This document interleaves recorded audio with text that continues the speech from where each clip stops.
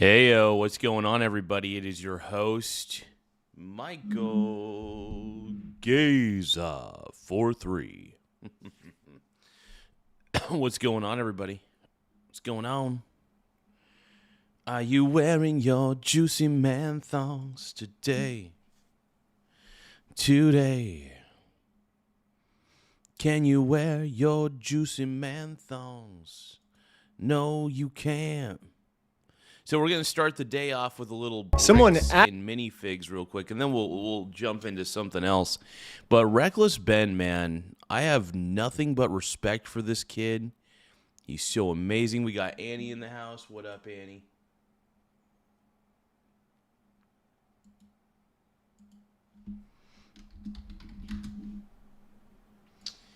Give me 1 second, Miss Annie. I got to get something put up here.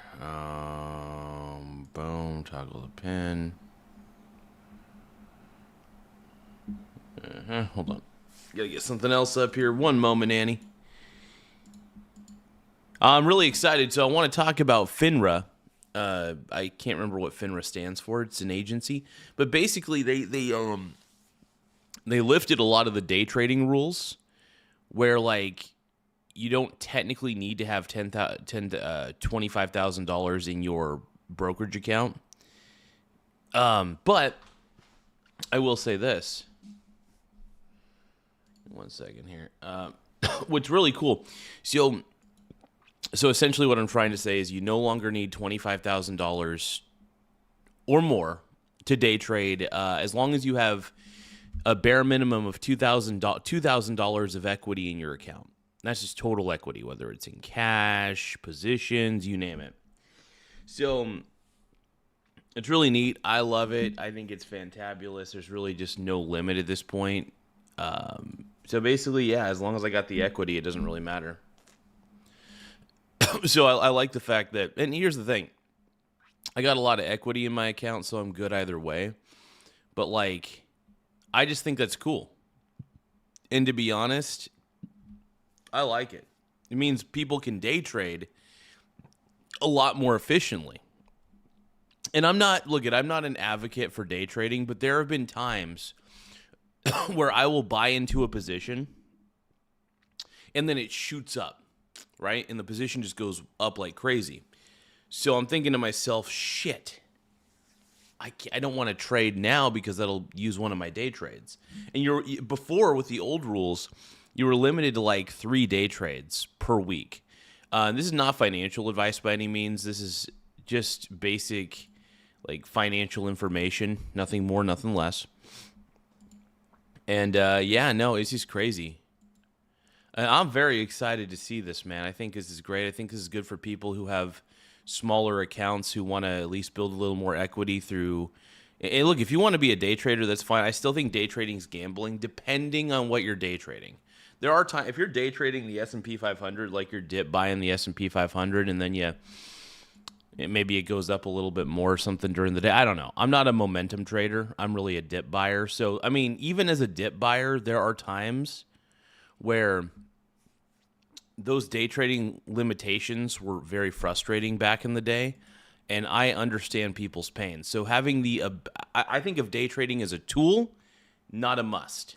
I think of day trading as a tool and not a requirement. So what I mean by this is, look, if you need to make a quick profit in the day, you need to make a quick profit in the day, right? So having those restrictions lifted for day trading is a huge deal.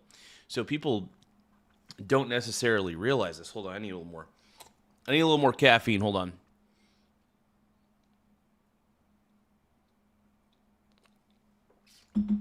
And I had ChatGPT read the article that I found. It was from Robinhood. But give me a second here. Here we go. Okay. So essentially,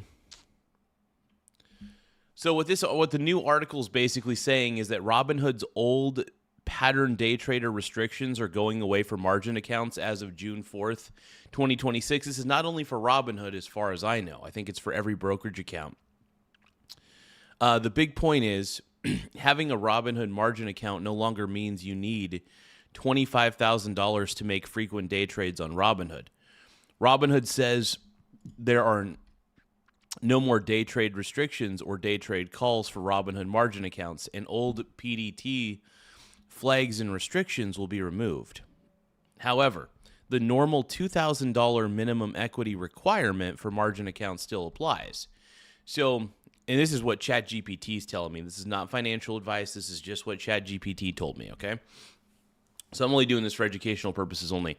So the old rule is pattern day trader rule. Before this change, if you made 4 or more day trades within 5 business days in a margin account, you could be labeled as a pattern trader. If your account was under $25,000, you could get restricted.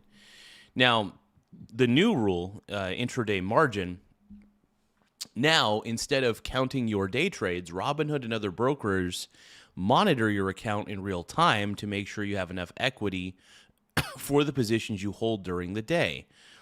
FINRA confirms the new rule removes the old PDT trade counting system and the $25,000 PDT minimum, replacing it with real-time intraday margin requirements. So, what does this mean for me? Well, since you said you have a margin account, the simple answer is yes. You should be able to day trade more freely on Robinhood without the old 3-day trade limit and without needing $25,000. But it does not mean you can trade with unlimited risk. You still have to stay within your available buying power and margin requirements. If your account drops below the required maintenance level during the day, Robinhood calls that an intraday margin deficit. And you may need to deposit money, sell positions, or reduce exposure. Repeated problems can still lead to restrictions. Now, in plain English, what does this mean? So let's say you have $3,000. This is just an example that it gave. Let's say you have $3,000 in your Robinhood margin account. Under the old rule, if you bought and sold SLV, BIDI, or IAU multiple times in the day, you could get flagged as a pattern day trader and restricted unless you had $25,000. Under the new rule, Robinhood is more focused on this question. Do you have enough account equity to support the positions you are opening during the trading day? Laugh out loud. Oh. Hey, Terrence B, what up, dude? Terrence B35. Hell yeah. But hey, we got Annie in the house. We got Terrence B35. Thank you so much, man. Happy poop. Laugh out loud. Happy poop. Yum, yum. Happy poop. Happy poop. Thank you for the happy poop. Thank you for the star. Thank you for the chili. Thank you for the 100. Thank you for the GG, Terrence. Dude, Terrence B35 loves. Laugh out loud. Me, man. You love me. I love it. I'm cool with that. I'm going to set a goal, though.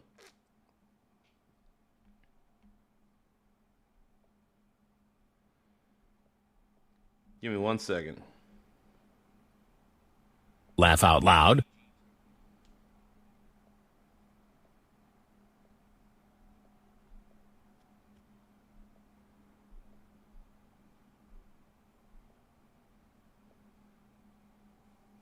Laugh out loud.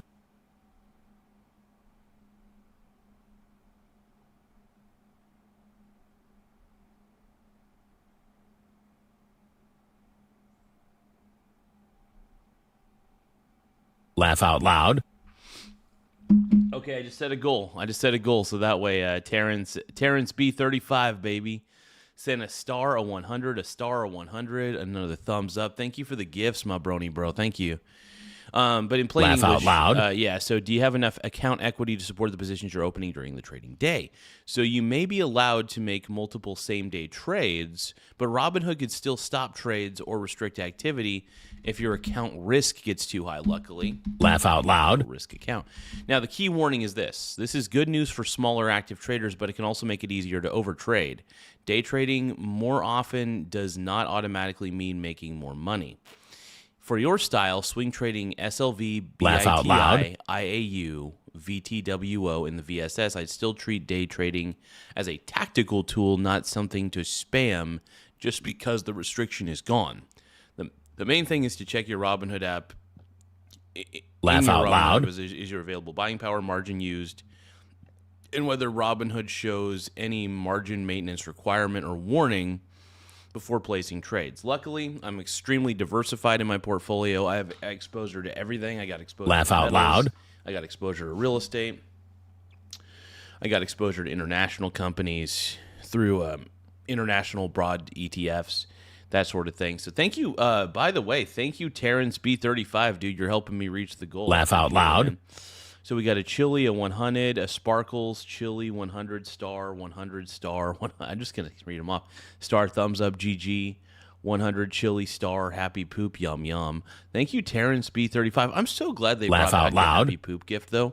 I mean, that makes me very, very happy. And by the way, if you guys want to interrupt the stream in any way, all you have to do, it's so simple, send a gift.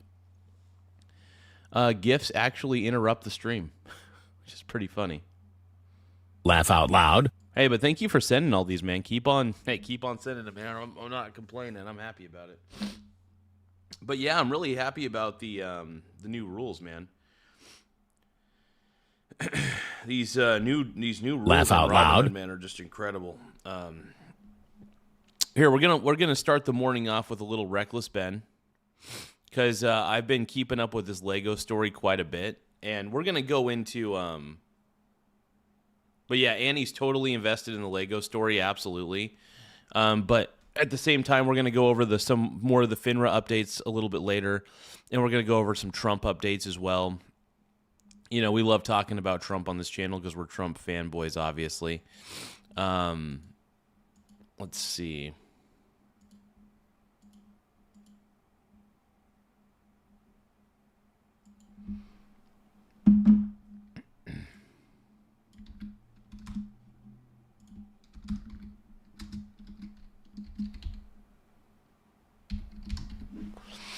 There we go. One more moment, folks. There we go. Okay. So we got Reckless Ben. Actually hacked into the American Fork Police Department and released all the footage, unredacted, of my interactions with them. So wait, how did he hack the police department? What? This is the original footage I got with the redactions in, and this is the new unredacted footage. I'm lining them up, and I'm going to keep only the redacted parts to see what they were actually saying. In jail. I understand. This ends today. I know. We're talking more. Okay. Sadly, they weren't able to get the first 2 days where I was accused of having heroin on me, but the final 2 days, we were able to see a lot, actually. The footage starts with me going to Josh's house so I can serve him his legal... Dude, this is amazing, man. Dude, Bricks and Minifigs can suck it. Bricks and Minifigs can suck it.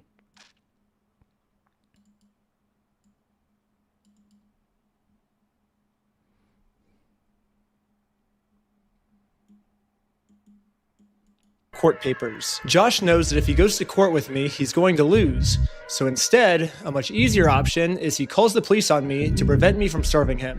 His name is Ben Schneider. He's stalking my house. Will you come to my house, please, and come get them? I'm not going to have stalkers. Are they there right now? They're on the side of the house. One of the dispatchers made a note here saying that you were going to shoot someone. I'm done with this. Officer, can you please help me and my family and make this stop? Yeah, absolutely. I love how Josh he is playing the victim role so well. We all know that this guy's not a victim. We all know that this guy is a victimizer. Victimizer. Consignment allegedly. deal I want to say allegedly just to cover my ass. But yeah, this guy sucks, dude. Josh sucks, dude.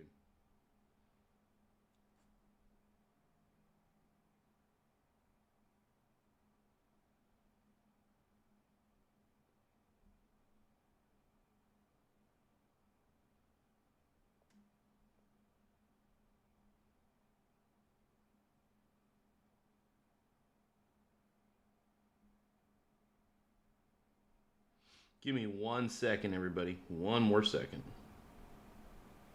Give me 1 more second.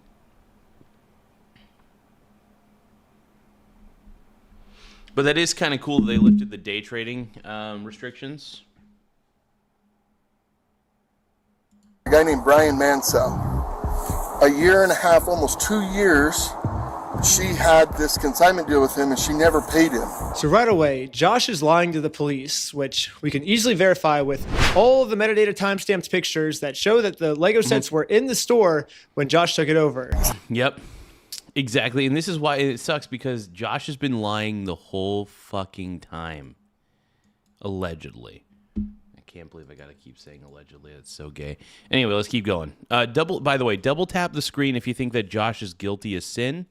If you think that those Legos were stolen by this guy. And yeah, this whole Lego story is crazy. I hope it spreads even further. Bricks and Minifigs is effed. Hired this YouTuber. His name is Ben Schneider. He's Reckless Ben. They sent people in saying they're going to murder our manager. Dude, I'm so glad he's got 1 million subscribers now. Reckless Ben now has over 1 million subs, and he deserves it. Thank you so much, Reckless Ben, for exposing this story. You're the man. We love you. I'm done. What are you guys doing here? So we are in a court case with them, and we have to serve them legal papers. She is a process server, and she's trying to serve you papers. She's not a process server. Okay. Get the papers. Have They're you- fake have you papers. dealt- They're fake. Go get the I love how he says they're fake, and he doesn't even know if they're real or not. How can he know they're fake? This guy's just avoiding getting served papers is what's happening. papers. You okay if I bring those over to you? Absolutely. Okay. They're fake. You have to see those papers? Yeah. So this is what you're trying to serve them with? Yes. I wish we could just send them an email. I wish we could just send them a phone call, or the court could.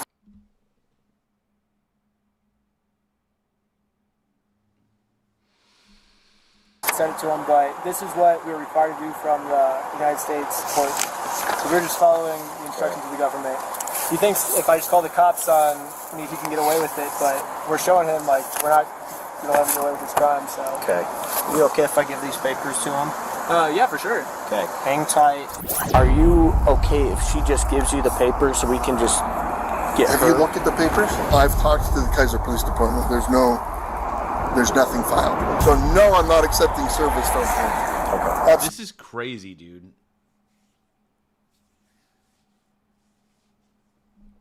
This is wild, man. Absolutely not. It's fake. Okay. It's not real. That's completely fine. You have that right. Yeah. Literally, all this police officer has to do is be like, "You are served," and then he doesn't even have to accept them. He can literally just drop them.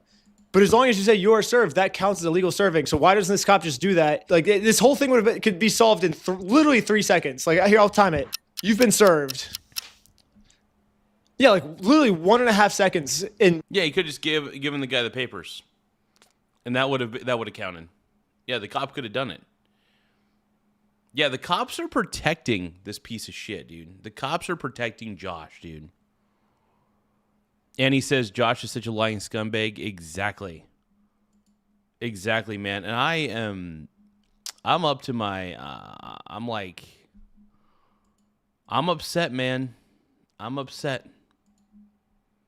Pissing me off. this could be solved. This could literally be solved in 1.5 seconds.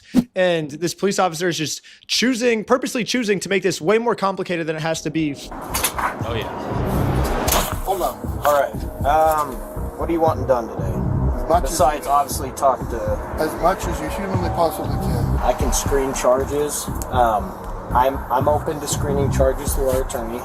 Yeah. Instead of serving these court papers, like the police officer promised me he would, this officer would rather screen all This officer needs to get fucking fired. This officer needs to be fired. Fire his ass. Holy crap, man. Give me 1 second. 1 second.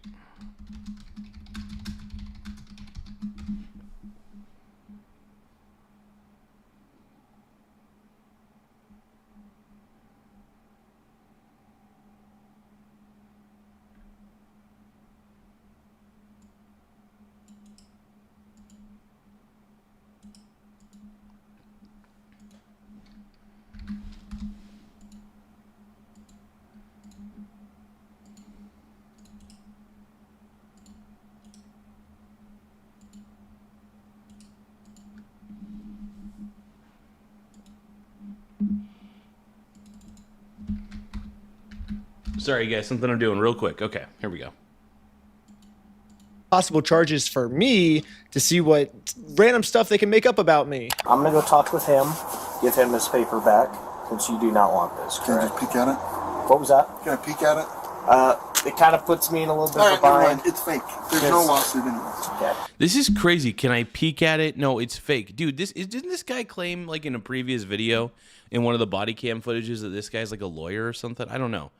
Like, dude, the guy claims to understand the law, but he clearly doesn't, because that's an actual real paper. I mean, that's a real serving paper. Like, this is crazy.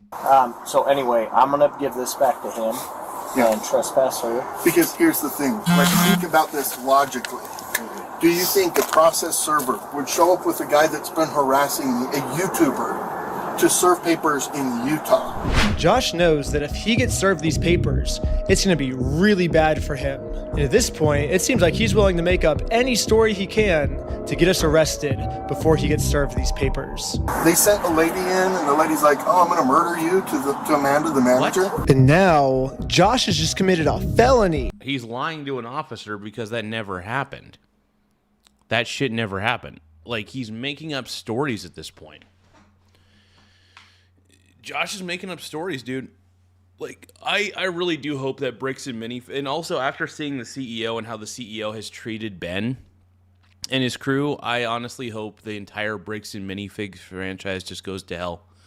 Goes straight to fucking hell. Lying to the police officers about a false threat I made to get me arrested is super duper illegal. He called the store a billion times, threatened the employees. He does not want the paper. So He's not want the papers? here's that back for you. Okay. I'm not sure what this is. I've never seen something like that. To be honest with you. These are court papers. Okay. Have a good race your day. Okay, see ya. What an... Dude, that officer needs to be fucking... You know what? The American Fork Police Department, all their officers need to get fucking fired. They are awful people. Awful, awful, awful people.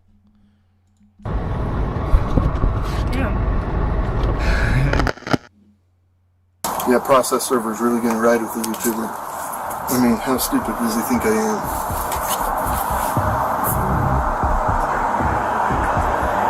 am? They have fake service papers. And the girl is like, she's like, "Oh no, I got to serve him these papers." Like, they printed up a fake lawsuit, you know? And I'm like, "Oh yeah, do you think the process server would really be riding with the YouTube guy to deliver Yeah, I'm pretty livid too. I really am pretty livid at this point. It's frustrating, man. papers to a guy that he's been harassing?" To be honest, Josh, you're a real scumbag, brother.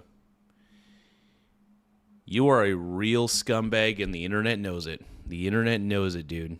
We are happy to watch you fall because you're just a piece of crap, dude. You are a piece of garbage.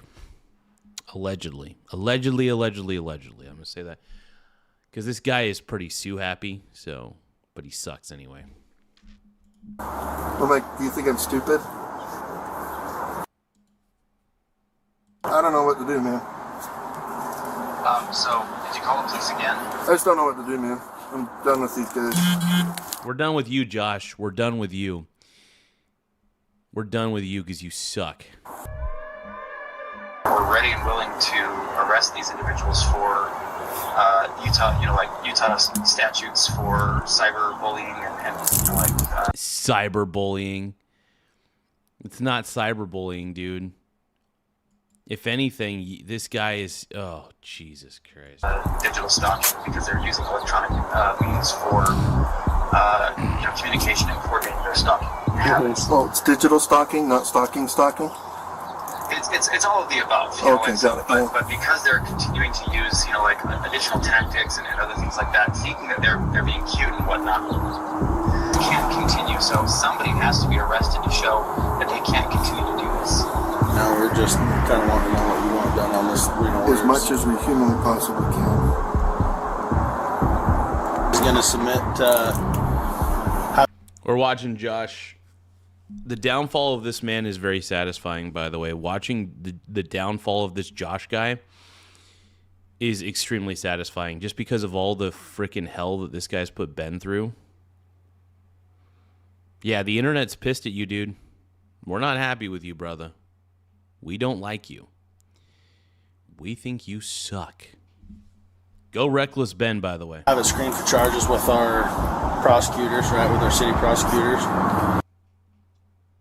He is very adamant that he wants to serve you with papers. Okay. That's fake.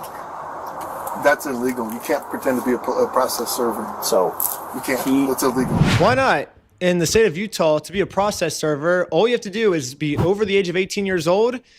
You got to be not affiliated with the case, and you can't be an attorney. And this girl meets all three. She is over 18 years old. I literally met her like 10 minutes before we showed up here, and she's not an attorney. So legally, in the state of Utah, this woman is a process server. Yeah, that makes sense.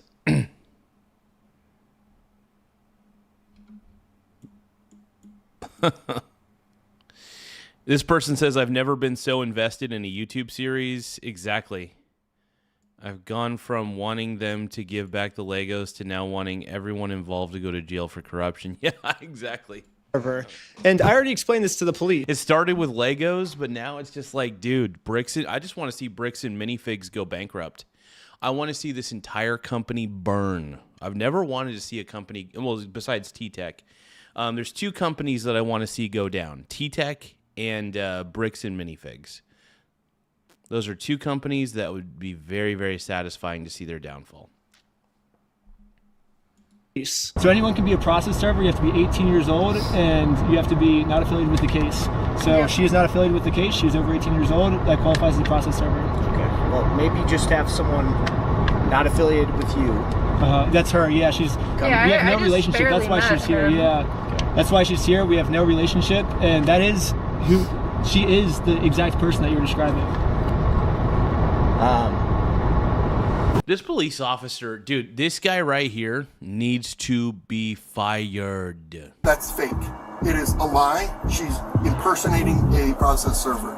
So for this girl to be impersonating a process server in the state of Utah, she must either be under 18, which the cops took her ID and verified she's not under 18. Do you have an ID or anything like that on you? I sure do. She has to They were doing dude, it's so sad. These cops were doing everything in their power to stop Ben from doing what he needed to do. be related to this case, which Josh says he's never seen her before, so she can't be related to this case. Josh has verified that. And so the only option left is Josh must assume that she's an attorney. But if Josh has never heard of her before, how does he know she's an attorney? And spoiler alert, she's not an attorney. But so I don't know what Josh means when he says she's pretending to be a process server, because it seems like he's verified that she meets all the requirements to be a process server. So basically what Josh is saying is, even though she meets all these requirements, and I acknowledge she meets these requirements, she still doesn't meet these requirements. You're making no sense, Josh. Josh is terrible, dude. This bald prick sucks. Impersonating an officer of the court, that carries some, it's pretty significant, Yeah, you can't pretend to be a process server. Yeah, anybody could be a process server, dude. I don't think Josh understands that. I mean, pretty much anybody can, allegedly. And I'll say that because if you're over 18, not affiliated with the case, and not an attorney, yeah, you could be a process server, dude. Holy crap, dude. Josh is terrible. He's making shit up. Sorry. Yeah, you can't. That's got to be illegal. And that's, like I say, he's getting combining charges. It's a Class A misdemeanor.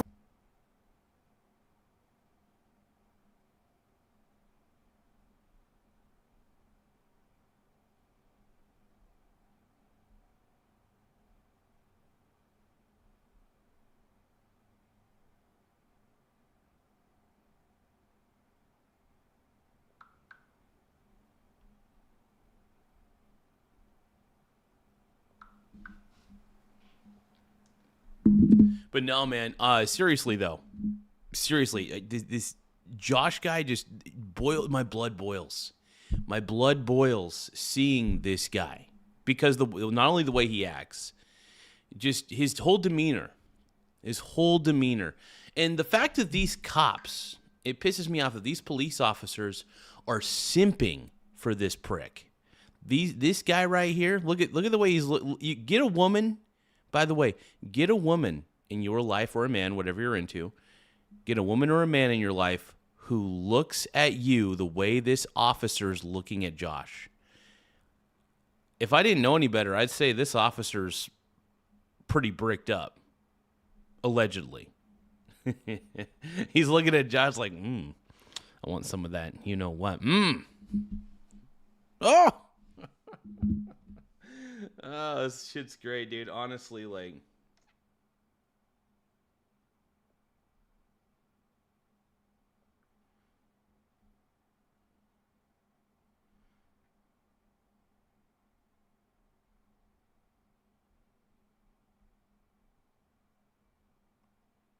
Let's see, Spur.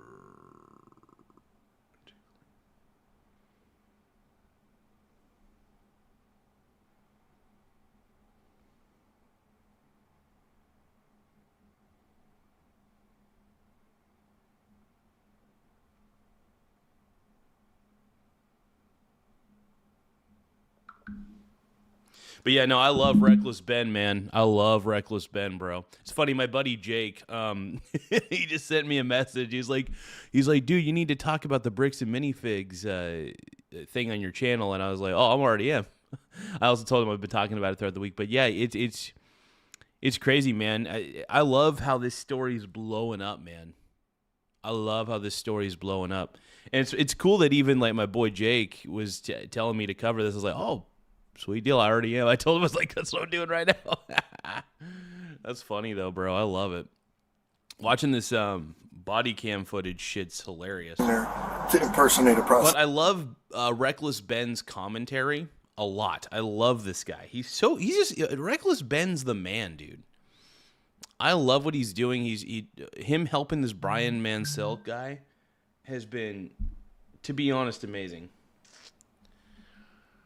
Process server in the state of Utah. So right now, I want her arrested for impersonating a process server. So right now, I can't just go and pretend. I can't go print up fake documents and go try to process serve people. That's illegal. So these papers that he printed up are fake. fake. Yes, 1 billion, trillion, gazillion %. Again, this is Ammon. I'm with the corporate office. He's the CEO. Oh, hi. So what's happened is... I love he's like, he's the CEO. It's like, okay, who the hell cares if he's the CEO? You're still a police officer of the law. You shouldn't be simping out to this prick. You're still an officer of the law. What a cuck. Had a former franchisee. Mr. Schneider is just a YouTuber that got a hold of the story and then went to this guy and said, hey, if I can harass these guys and if I can do some stuff and get some money out of them. It's so fucking made up, dude.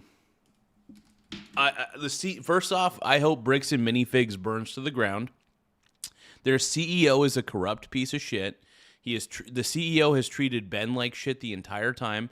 Ben has been completely justified and has done his best. But Bricks and Minifigs will not negotiate. They have not tried to negotiate reasonably, I might add.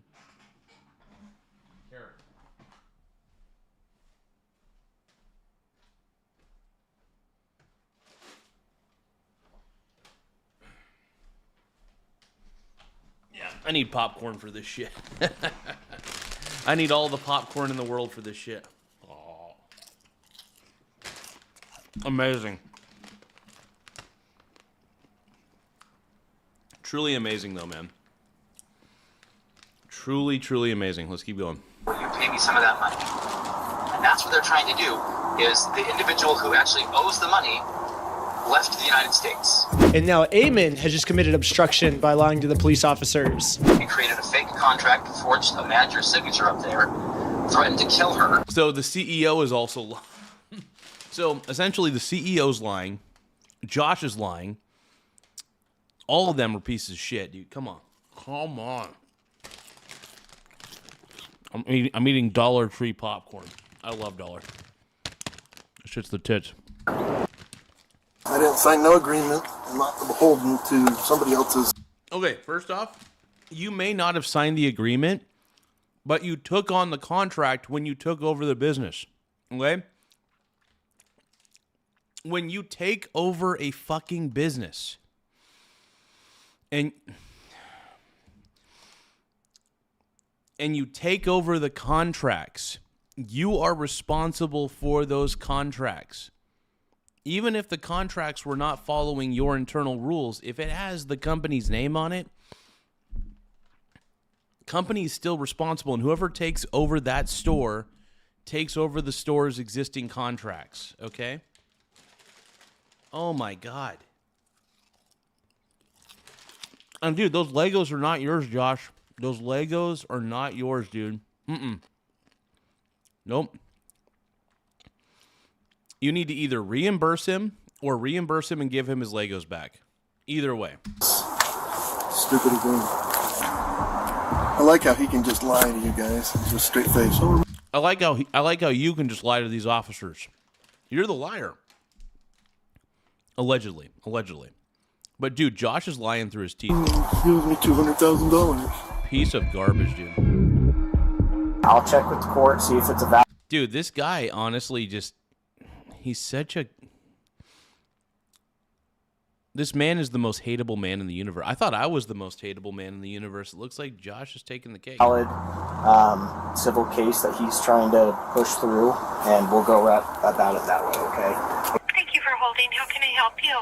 Trying to speak with someone to verify if a case is, just verify if a case is real. Yeah, looks like a real small claims case in our court. Okay, thank you for your help. I love how what happens next is unreal. He verifies that it's a real case, and then they basically arrest Reckless Ben, if I remember correctly. That's all for today. Thank you. This is insane. And after this phone call, I guess the police officers turned off the microphone on their body cam because I guess they really didn't want literally anyone to hear this, even if someone gets a hold of the unredacted stuff. Not even we now can get it to hear what these police officers are saying. But anyways, the police officer ends up going back to talk to Josh. They're screening some charges, okay? Yeah. But we're just kind of working through. It looks like this is a real case. It just hasn't gone to court, okay? It's a real case. Who's it again? It is real. It's real as fuck. It against you, him versus you. Ben Snyder? What an idiot. So, He's just racking up the charges, and we're working together. So basically the consensus is we were all wrong here. However, let's just arrest Ben anyways. Like, letting them go cannot be an option here, guys. Like, there's... Why are they listening to the CEO? Yeah, the whole police department needs to be investigated completely. Abso-freaking-lutely.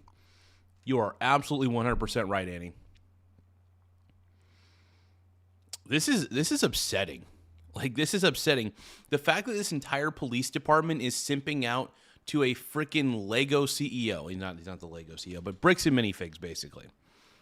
That he's simping out to the Bricks and Minifigs. Oh, dude. The level of simpatry is happening. It's got to be something for cyber stalking, bullying, like all of the different things. Like, there's got to be something to arrest them and send a message that this is not appropriate. This is not okay. I'm in agreement with you. No, this is okay. This is okay. The only reason he's there is to serve you the papers, bro. The only reason he's there is to serve those papers.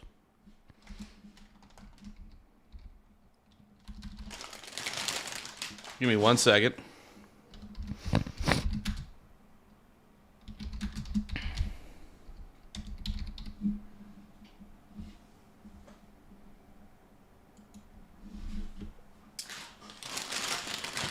I mean, this is upsetting, man.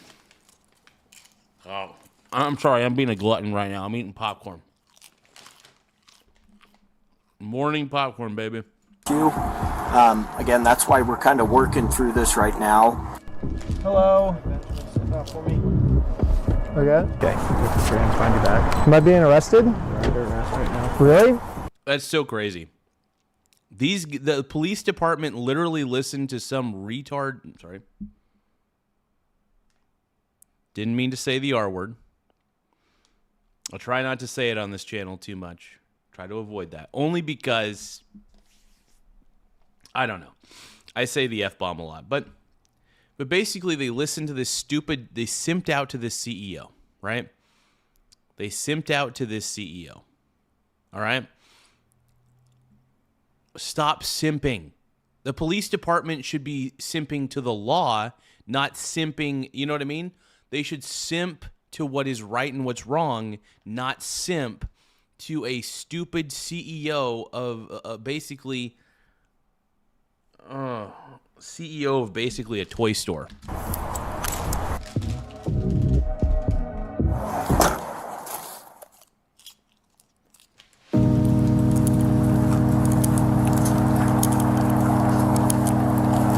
I love you. I love you. Hello, There we go. I love you. What a piece of trash, dude. Josh is a piece of trash. Okay, I love you. I love American Police Department. Wow. Effing wow. So now let's get to the search warrant, where the cops raid my house because they heard that I was the one that stole the Legos from Brian. So I might have found out an answer of why this cop was so rough with me and threw my arm back. Before we enter the property, the cop warns all the other police officers to make sure we are not filming. Hey, they're probably going to be quick to film. They're probably going to be quick to pull their phones out, so just be aware of that. However, when we got raided, I instantly pressed the record button on my phone because I was terrified these police officers were going to do something and try and hide it from the public. But And they're clearly corrupt.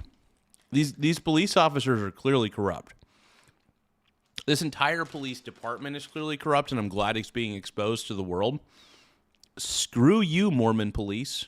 I guess the police officer sees that I'm filming, and once he sees I'm filming, I think he was like, as punishment for filming me, I'm going to bend your arm back upwards and injure you, is my guess of what happened, because afterwards he says this. The main kid had his phone recording, so I shut it off, but... The other kid had a GoPro. How many did you get? You got banned? We got 5 right now. Including Ben Schneider? Yes. Sweet, that's good. Next, we got some unredacted footage of me using the bathroom.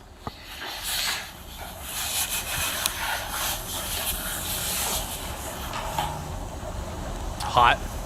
Hot, hot, hot, hot, hot, hot, hot, hot, hot, hot, hot, hot, hot, hot, hot. Annie says that, oh my God, yeah, I don't blame you, dude. I don't blame you, Annie. Josh sucks, dude. This guy sucks. Another thing about this unredacted footage is we get to see the police's entire office building. We get to see their detective board of us. We get to see that they're actually a member of the Church of Scientology Sucks. All my old school fans will know this, but basically I made a religion called Scientology Sucks, and it legally got approved by the IRS. And Scientology... I love that, dude. The Church of Scientology Sucks. I want to join that church, man. I want to join the Church of Scientology Sucks, dude. Oh my God. Fucking Scientology, dude. As much as gay as I am for Tom Cruise, and I am extremely gay for Tom Cruise, I could never ride the meat wagon of Scientology. I just can't do it. Oh, we got my boy Jake Dog. What's up, dude? Got Jake in the house. But yeah, this whole bricks and minifigs thing, amazing. Amazing. Yeah.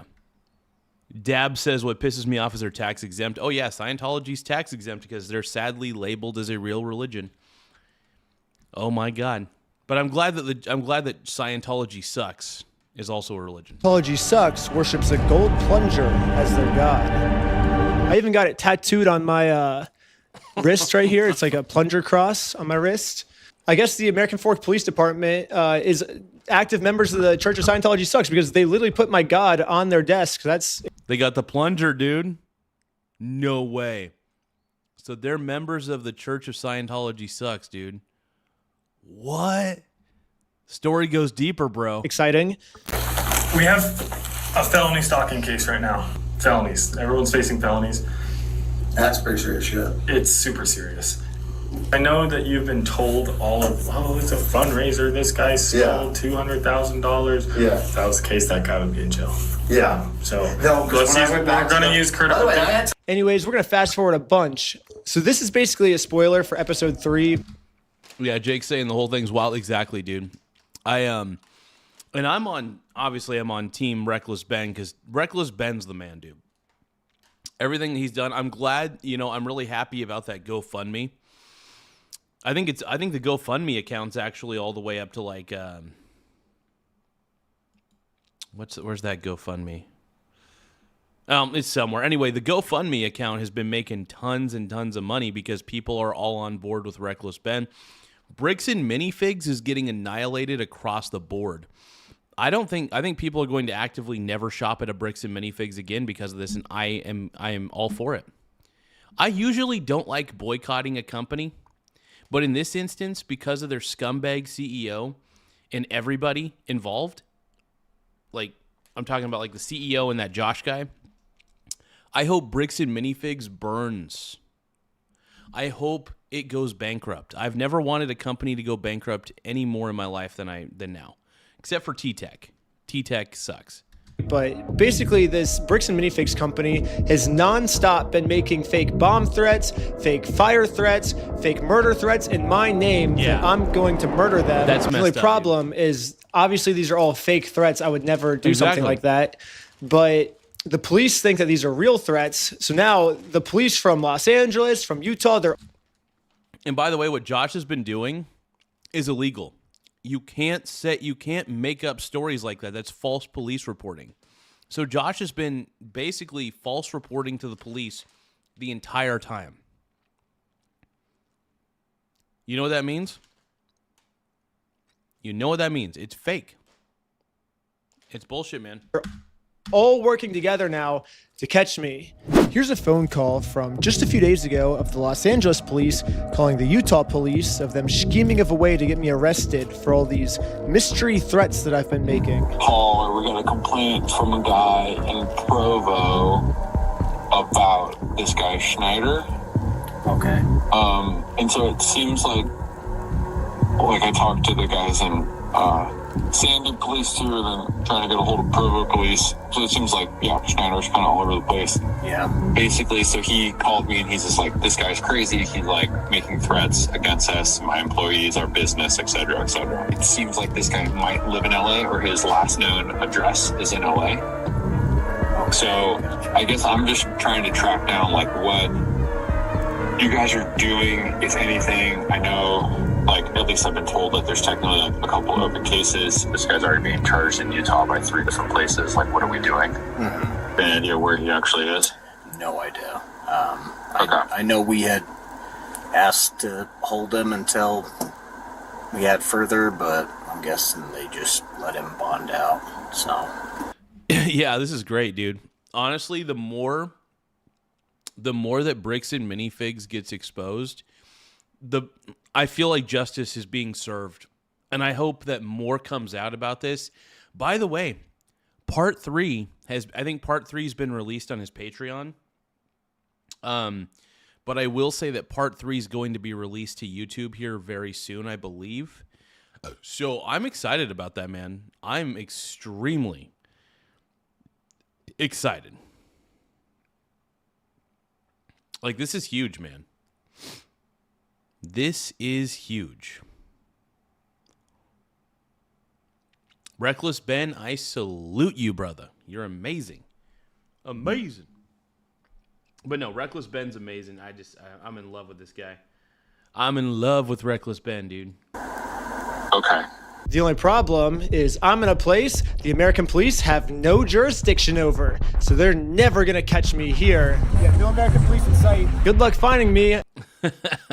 Dude, Reckless Ben's tight, dude. And here's the thing. Once this all blows over, once enough evidence has come out that this police department's corrupt, they're going to get rid of every single warrant that they've put out for Ben. The warrants, what pissed me off were the warrants for his arrest. That was disturbing. He's done nothing wrong. If anything, Josh should be arrested for all the bullshit. Josh deserves to be arrested for all the bullshit, in my opinion. You are... And he says that dude, when part 3 drops, I'll tell you what, I will be there. The moment that part 3 drops, dude, I will be there. I will react to that. I'm excited, man. I'm excited to react to it, man. Never going to find me, police officers. Yep, because American police have no jurisdiction in Mexico, so he's good. And here's the thing. Reckless Ben has made a shit ton of money doing YouTube. I wouldn't say a shit ton, but he's got enough money. He's probably got enough investments and stuff. But I love it, man. I love it.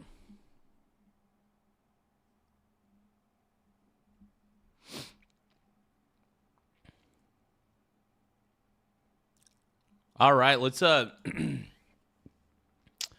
let's see what our boy Trump Daddy's doing.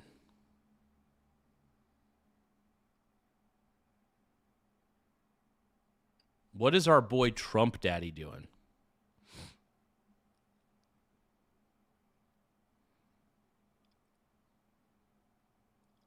Oh, wait.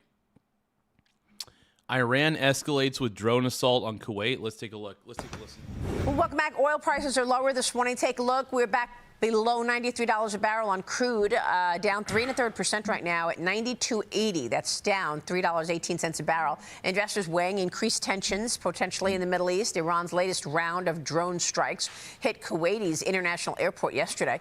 The president, however, maintained the deal could happen between the U.S. and Iran even over the weekend, he said yesterday. Now, new government data shows nationwide petroleum stockpiles fell for 8 straight weeks. That is the longest decline since early 2022. Joining me now is EPA Administrator Lee Zeldin. Great to see you, Lee. Thank you so much for being here. What is your take on those declining stockpiles of oil right now? How should we be viewing that? Well, I think that in the spirit of unleashing energy dominance, there's great enthusiasm with new pipeline projects that the president has been advancing. There are a lot of plants that were scheduled to get closed the president has kept open. We see it on the nuclear front with new small modular reactors, new builds. On the oil and gas side at the EPA, we have been advancing a number of actions on Quad OBC related to methane and flaring. It's a top priority for the industry. We also, as part of the National Energy Dominance Council, have been engaged with other nations, and what we've seen in the Indo-Pacific, which it looks like it's going to be a very big benefit of what is happening in the Middle East, is that you have a lot of these Indo-Pacific countries looking to diversify their supply chain like never before. They're realizing how long it takes them to be able to get their sources from the Middle East, that they don't have freedom of navigation, but they could get it faster from the U.S. with what has always been total freedom of navigation. So the strategic look midterm, long-term, that decision that's being made by these other countries, that will help as well. So I'm very bullish about where this is going to be going once the conflict is over. Well, definitely. We have a lot of not bad, man. We'll see what happens. Positives to look at once, in fact, we get out of this conflict. But Lee, I want to get your take on where Congress is on all of this, because there's a permitting bill out there, and we know that there are a number of things to get done. The president has done so much on executive order, but don't we need to see the permitting bill get codified so that, in fact, some of these things stick even beyond President Trump? Yeah, for durability, changing federal statute to have a permitting process that takes less time, costs less money, and has more certainty, that's key. We can modernize the Clean Air Act. There's ways to modernize the Clean Water Act, NEPA, Endangered Species Act. The House has advanced and even passed some legislation. The Senate certainly seems motivated in that chamber that requires 60 votes. So hopefully they're able to punch victories over the finish line there. Actually, it'd be helpful if there were more Republicans in that chamber. This process would be easier, and we'd see a whole bunch of permitting bills getting to the president's desk. There actually aren't enough conservatives there in that chamber right now, but we need to advance the ball as much as possible. But as you pointed out, President Trump, at Trump speed, with his... We need more petroleum, bro. We need more damn petroleum. Here's the thing, man. I also... on the side of oil, by the way, we need to go back to drill, baby, drill, baby. Oh, yeah, drill, baby, drill. Look, I believe in green energy. I really do. But we also need. I think we need to get back to drilling. Look, we need to be a major exporter again.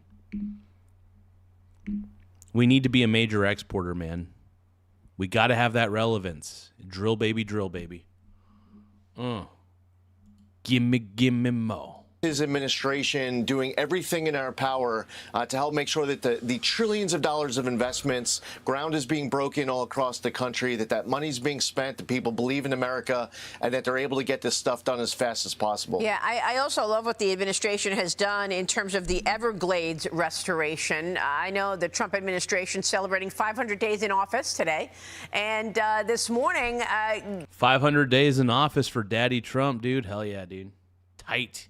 Giving Florida Everglades agricultural area $2 billion. This is being called the largest environmental restoration in American history. And Florida Governor Ron DeSantis told me about it on Sunday. Watch this. I mean, look, we've had inflation, we've had population growth, but look at Florida's state budget. We're doing massive things.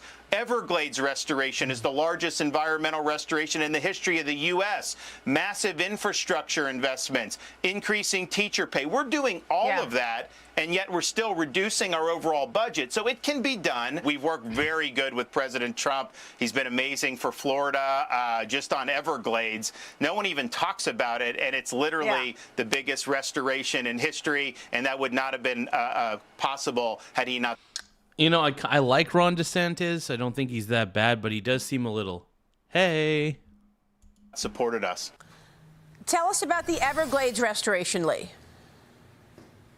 It really is a big deal, and it proves that you can protect the environment and also grow the economy. The Everglades are so important from the environmental standpoint. You have 36 endangered, threatened species, including the Florida panther. To be able to deliver 120 billion gallons per year of fresh water to the Everglades is important. It helps with the benefit to the aquifer and for millions of Floridians with their drinking water. It helps to combat harmful Laugh algae out loud. blooms. And this In 500 days, Daddy Trump has doubled his net worth.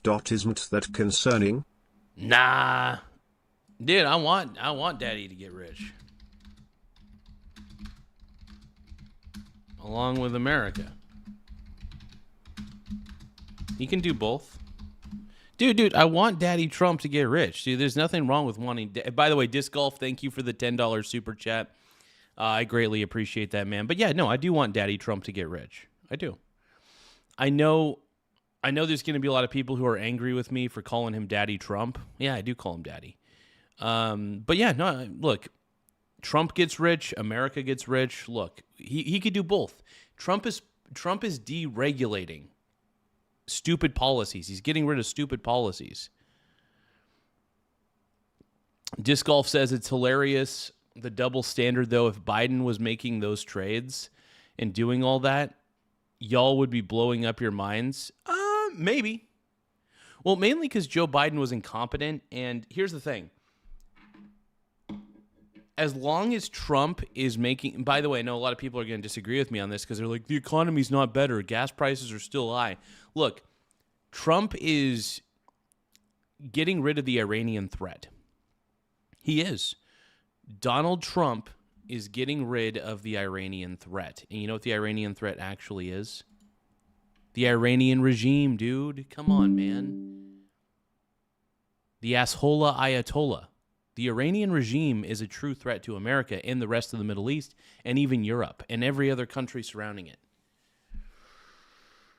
Dude, if Trump is making money, there's no problem with that. Disc Golf says, y'all are freaking cult brain rot. Double standard. If Obama had done that, y'all would be freaking out. Trump makes Pelosi look like a saint when it comes to insider trading. Granted, I'm not a fan of insider trading, by the way. Here's the thing. Nancy Pelosi and her husband were working with call options, which allowed them to make tons and tons of money. I think they even maybe did some put options as well and bet against certain sectors. But here's the thing. Nancy Pelosi and her husband did call options. Trump basically adds to his portfolio. Look, here's the thing about Daddy Trump that you need to realize, bro. Trump was not using call options. He was literally investing in expanding his existing positions.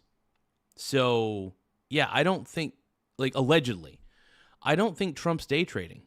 He's not day trading. He's not call options trading. He's just adding positions to his portfolio.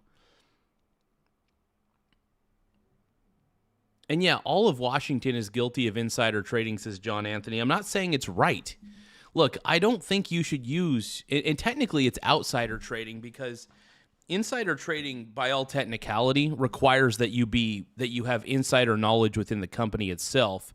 And here's the thing, I'm still not a fan of people in Congress, even the president. I'm not a fan of him using foreknown knowledge. Oh, I can't remember what the term is. I'm not a fan of Trump using, I'm trying to remember what the word is.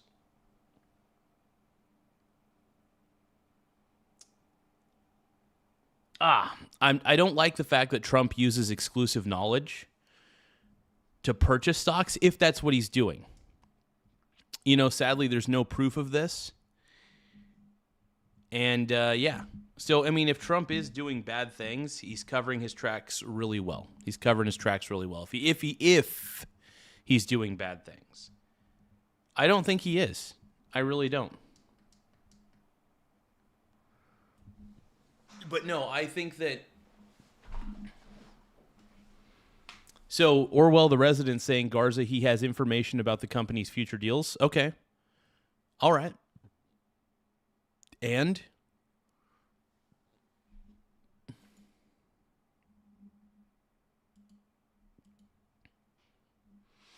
here's the thing. Trump, at the end of the day, is an investor. Trump has been investing for a very long time, by the way, just to let you know. If Daddy Trump wants to invest, the man can invest in whatever he wants. Totally up to him, by the way. At the end of the day, it's Trump's call. If Trump wants to invest in this and that and this and that, he can invest in whatever he wants. Trump can do whatever the hell he wants, dude. It's up to him. It's his portfolio. And look at, now here's the thing. If Trump was purchasing call options before legislation dropped, you know what I mean? Before legislation was put out there, that would be one thing. But the fact of the matter is, Trump is just buying positions into, okay, how about this? I'm going to ask ChatGPT. Everyone on my chat keeps telling me that Trump is committing insider trading. I don't believe them. But is there evidence to support their claim? I think you guys are full of crap, by the way. We're going to see what ChatGPT finds. We'll have ChatGPT do some quick research because I'm too fucking lazy to research this. But yeah, technically, how is it insider trading? Isn't insider trade... Don't you have to be... Okay, so like if you're a member of the company and you know something that the public doesn't about the company and you use that insider knowledge to your advantage, that's insider trading. Technically, this would be outsider trading. Because if Trump isn't actually part of the company and Trump doesn't know the inner workings of the company, then it's outsider trading. Now, ChatGPT just said, yes, there's evidence that supports suspicion and calls for investigation, but I would not say there is public proof that Trump personally committed insider trading. The cleanest way to put it, your chat is overclaiming if they say Trump definitely committed insider trading, but they are not totally making it up if they say there are suspicious facts worth investigating. Under the Stock Act, hold on, let me just put this up here. Under the Stock Act, federal officials are not exempt from insider trading rule. Hold on. Under the Stock Act, federal officials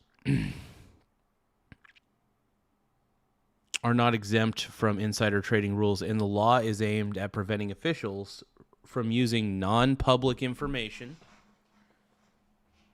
from their government positions for private profit. The statute's definitions include the president as an executive branch employee. The biggest suspicion points are the tariff pause timing in April 2025. Trump posted, "This is a great time to buy DJT," hours before announcing a tariff pause that sent markets sharply higher. ABC reported that NASDAQ rose 12.1%, and the Dow rose 7.8% after the announcement. Democratic lawmakers asked for disclosures and raised insider trading concerns. Trump's trust had massive trading activity. Reuters reported that Trump disclosed between $220 million and $750 million in financial transactions in early 2026 across major companies and bonds. The Trump Organization said the accounts were independently managed by third-party institutions and that Trump and his family had no rule or advance notice of specific trades. Okay. All right. Let's see. Yeah, so basically those were managed by third-party institutions. That means that Trump, as long as they're making the trades for him and he's not telling them what to do and not giving them insider knowledge, then that's fine. And also, this says some trades lined up with government actions. Senator Elizabeth Warren pointed to purchases involving NVIDIA, Robinhood, and BNY before later administration actions that could benefit those companies. That is an allegation from a political opponent, not proof. But it is the kind of pattern investigators would look at. Suspicious market trades have been reported around Trump announcements. So ABC reported DOJ and CFTC scrutiny of large oil trades made shortly before Trump-Iran war-related announcements, though ABC also noted the data did not identify the traders and did not prove insider trading. Okay. Fair.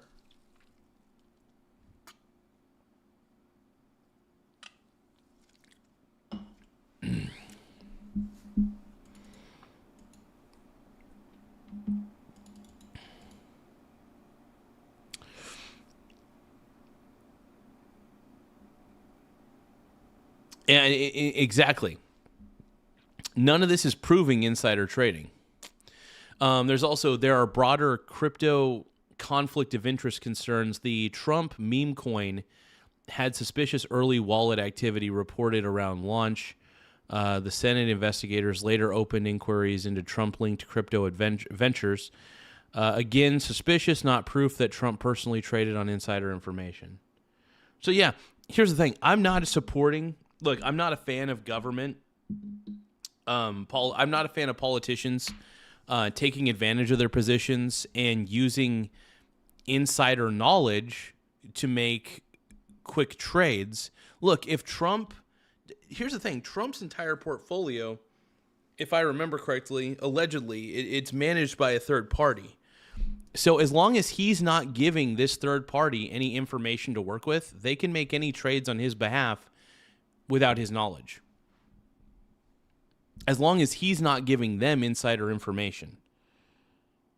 So here is ChatGPT, and I feel like ChatGPT can give us an honest take, as honest as it could be, based on what it knows. So here is ChatGPT's honest take. I may not agree with it because I still think that Trump is doing excellent, and I don't think he's insider trading. I just don't believe that. I really don't. I think people just want to think the worst of Trump. And like the mainstream media, here's the reason I side with Trump more often than not. It's mainly because I don't trust the mainstream media. I just don't trust them. I feel like they make hit pieces, they exaggerate things, they do everything in their power to make Trump look bad. And that's another reason why I can't just blindly trust the mainstream media. Because they're not being genuine if they're trying their best to make this guy's life miserable. You know what I mean? I don't think he lies, man. I don't think Trump lies. But anyway, here is ChatGPT's honest take.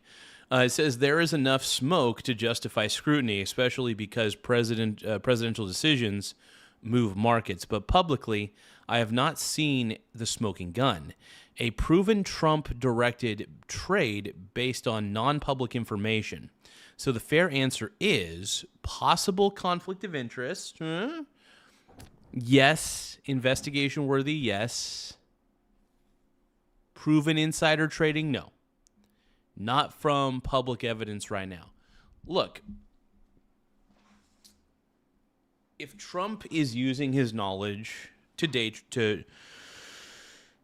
if Trump is using private knowledge within his administration and within the government to trade on stocks, I'm not a fan of that. In fact, I'm actually, believe it or not, I'm against that. But I don't know. I think Trump is fine.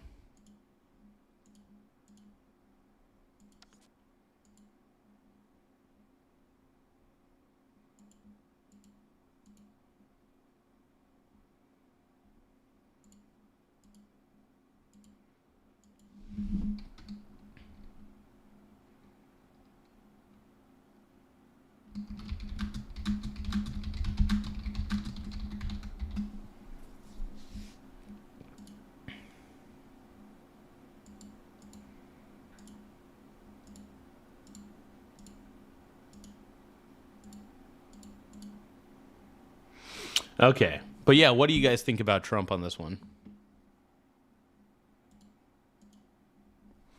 But no, I think Trump is innocent for the most part. I think Craftsman says they all report the same stories, and then I get to hear some jackass's opinion for an hour.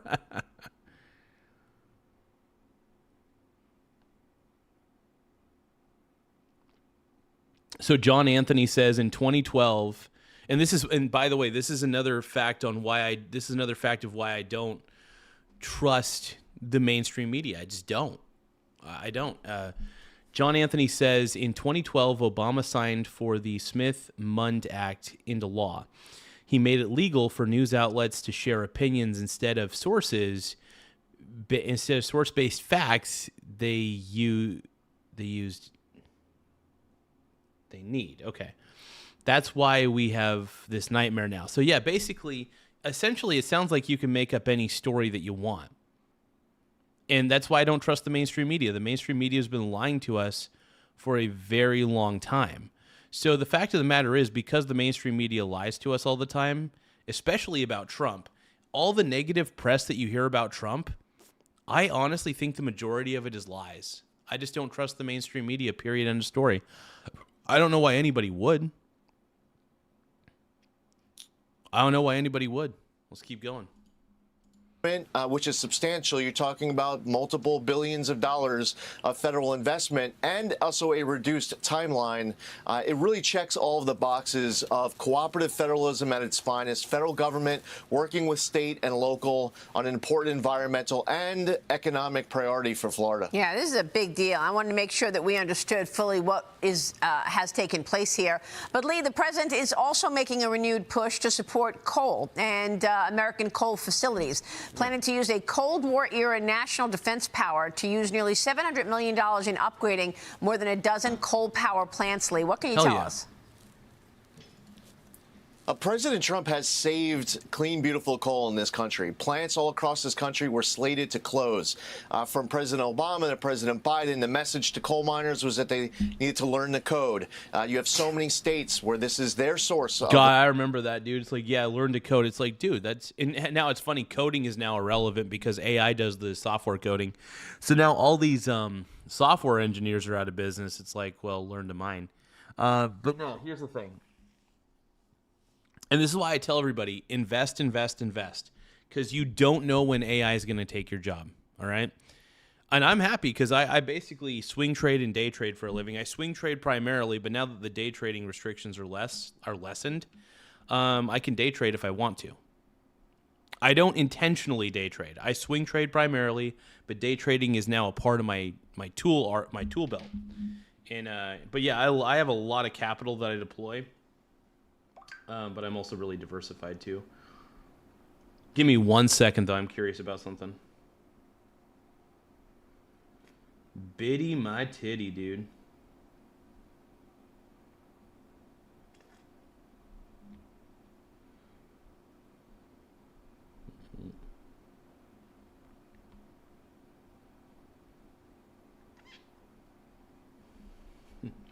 You know what? Let's get back into the S-bit, dude. S-bit, my big tit.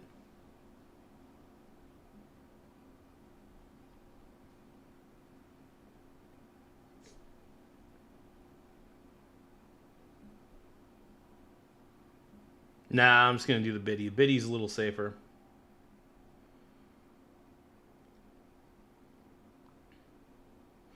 Yeah, I will admit my portfolio is looking really good today, man. That's the one thing I love. I just basically buy the dip on things, and I buy the dip on when I'm swing trading. I buy the dip, and I will admit, even though I'm primarily a swing trader, I'm not above day trading in a day. Now that the day trading limits are a lot less, it just means I can make a quick profit on something. Anytime you can make a quick profit, man, I say do it. I say there's nothing wrong with that. I say all's fair in that way.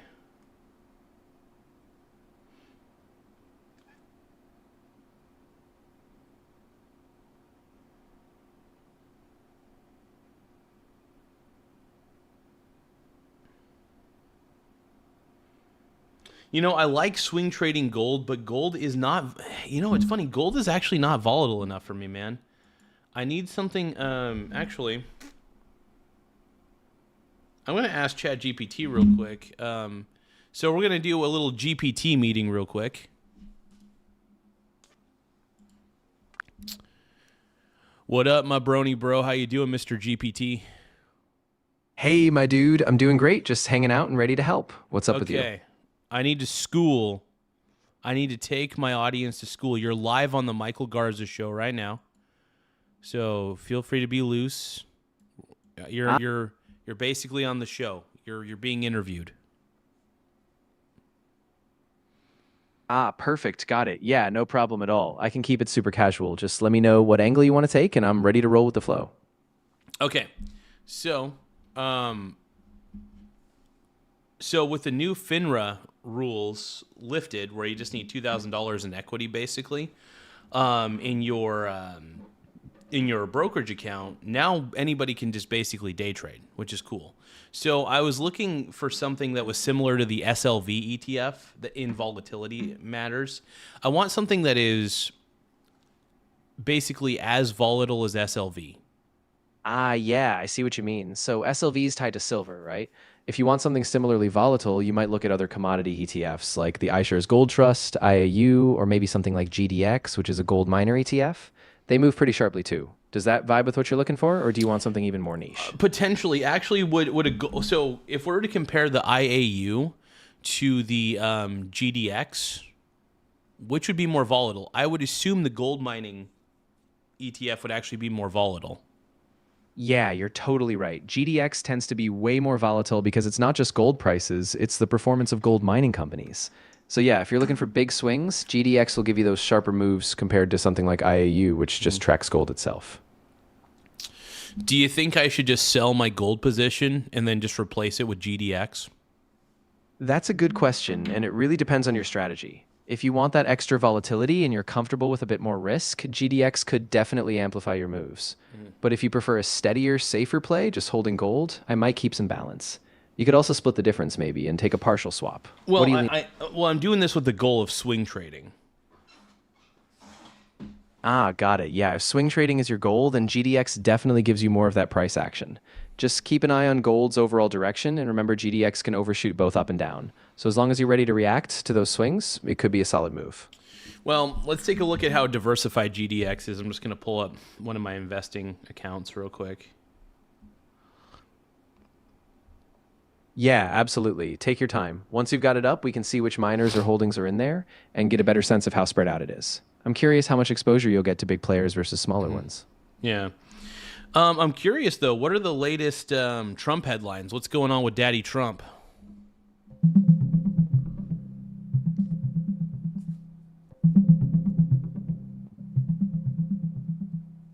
Here's the latest on Trump. The House of Representatives passed a war powers resolution to limit U.S. military action in Iran, with 4 Republicans joining Democrats against Trump. Meanwhile, his Iran strategy faces scrutiny, and he's also been in the spotlight for branding efforts, like his push to feature his likeness on a new U.S. bill, and for his recent health exam, which showed he's in good shape ahead of his 80th birthday.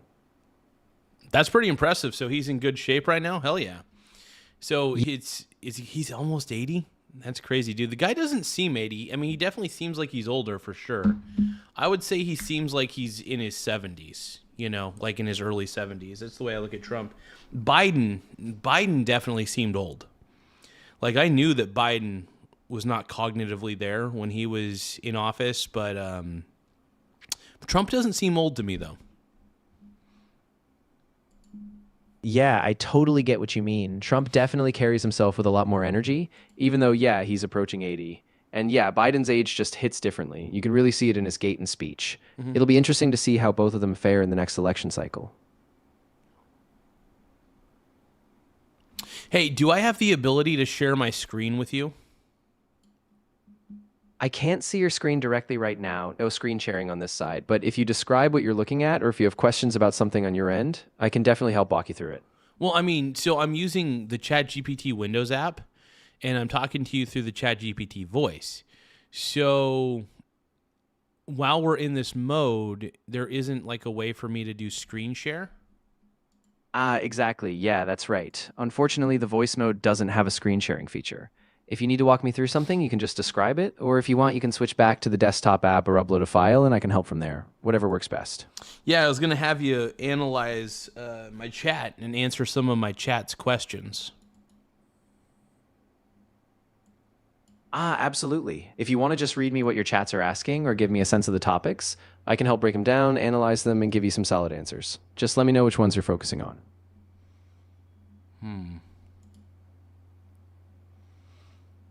Yeah, I was really hoping to share video with you, or at least screen share. So I can't screen share with you in any way. Is there a functionality that allows me to screen share with GPT? Yeah, I get the frustration. Right now in the voice mode on the desktop app, there's no built-in screen sharing. If you hop over to a browser or the desktop app for ChatGPT that supports file uploads, sometimes you can attach screenshots or share that way. Or if it's a live stream or just something you might need to rely on a third-party tool. Okay, that's pretty tight. That's pretty tight. I like that. I like that. Yeah, I'm glad that works for you. If you end up needing to walk through something visually, just let me know and we can figure out another approach, whether it's describing it, uploading a screenshot, or even just a separate tool for screen sharing if you prefer. I'm here for it. So I am kind of curious, though, back to GDX. So how safe is GDX to swing trade? And how much more volatile is it than the IAU ETF?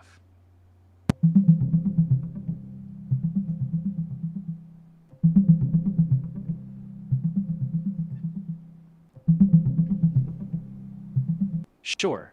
So comparing IAU and GDX, IAU, which tracks gold, has about 15.9% annual volatility over 10 years, while GDX, which holds gold miners, is much more volatile at about 37.2%. In the past year, IAU's volatility was around 26%, while GDX's was 45%. Essentially, GDX swings a lot more since it's influenced by both gold prices and mining company stocks. So it's a high risk, high reward play. So yeah, if those companies tend to do really well, it can actually outpace gold. Exactly. When gold miners perform really well, especially if gold prices are rising, GDX can absolutely outpace gold. But of course, the flip side is if the miners dip, GDX can fall even faster. So it's definitely a trade-off. More upside potential, but also more risk. Yeah, it looks like it's all right. It looks like it's fairly diversified. I mean, it has 56 holdings. Now, is there a gold mining ETF that has more holdings, or is that all the gold mining companies that exist?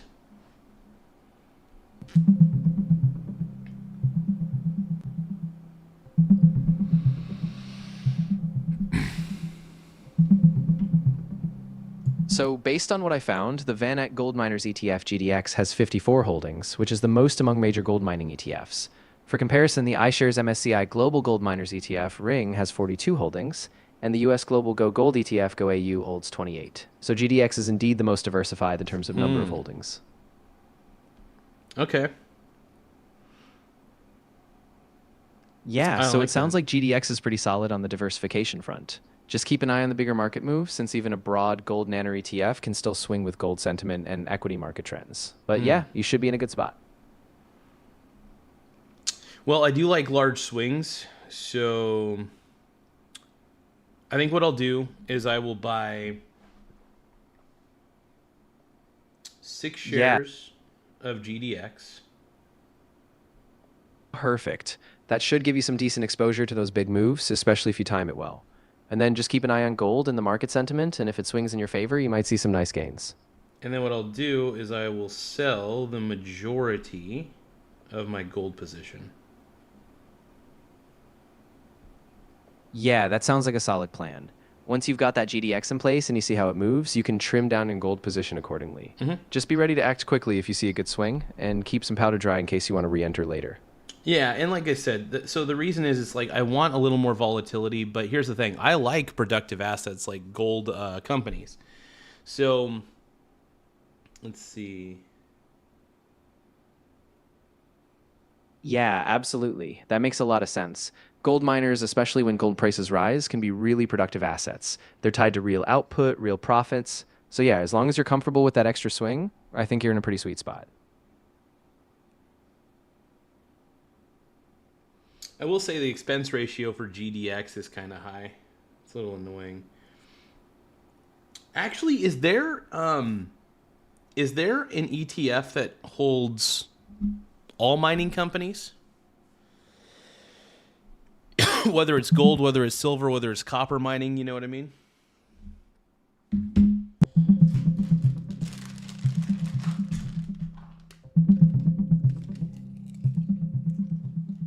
If you're looking for an ETF that covers multiple mining sectors, a couple of options stand out.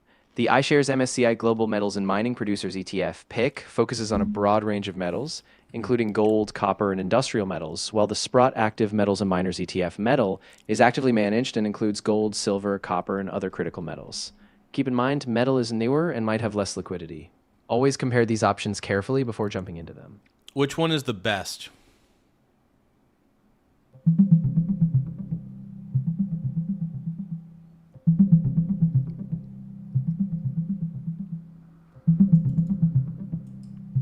If you're looking for a diversified mining ETF that covers gold, silver, and copper, two top options are the iShares MSCI Global Metals and Mining Producers ETF, PIC, which holds about 245 companies but excludes gold and silver, and the Sprott Active Metals and Miners ETF, which is actively managed and includes gold, silver, copper, and other metals.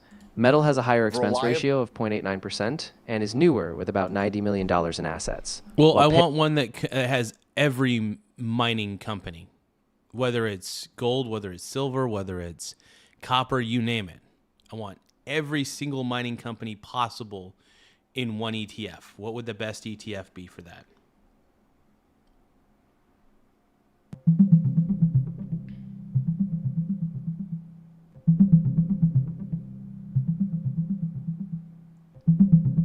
If you're looking for an ETF that covers a broad range of mining companies, including gold, silver, and copper, the Sprott Active Metals and Miners ETF, Metal, fits that description best. It actively manages a portfolio of about 41 to 45 mining companies across gold, silver, copper, and other metals. Keep in mind, it's newer, launched in September 2025, and has a higher expense ratio of about 0.89%. What's the most diversified one?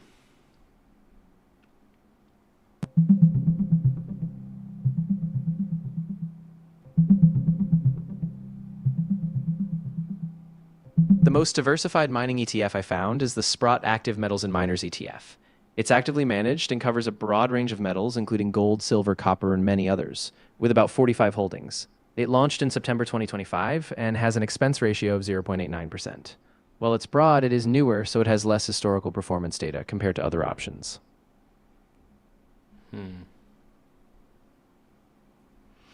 Is there an ETF that just does gold and silver mining companies?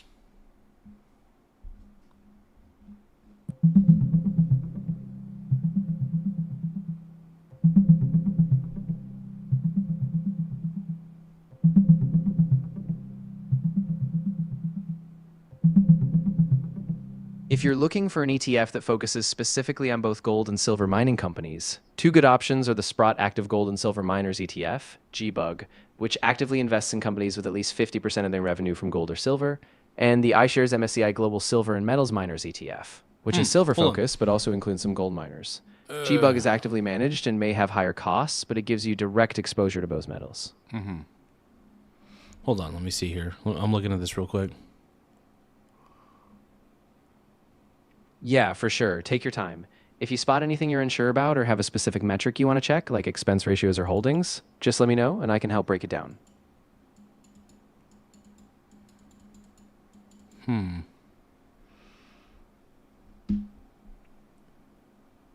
What about the XME? What do you think about the XME ETF?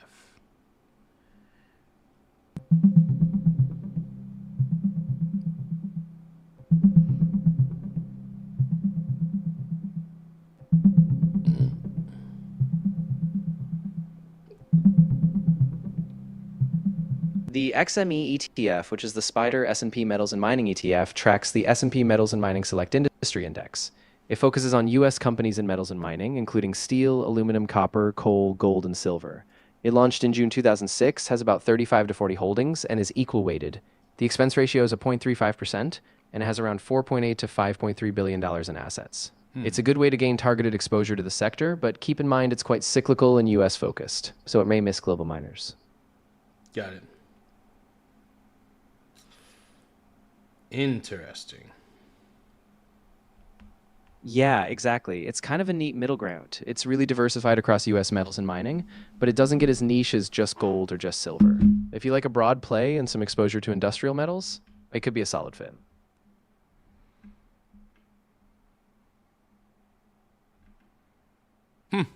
Well, thank you for the info, Mr. GPT. Appreciate you. Of course, my dude, anytime. If anything else pops up,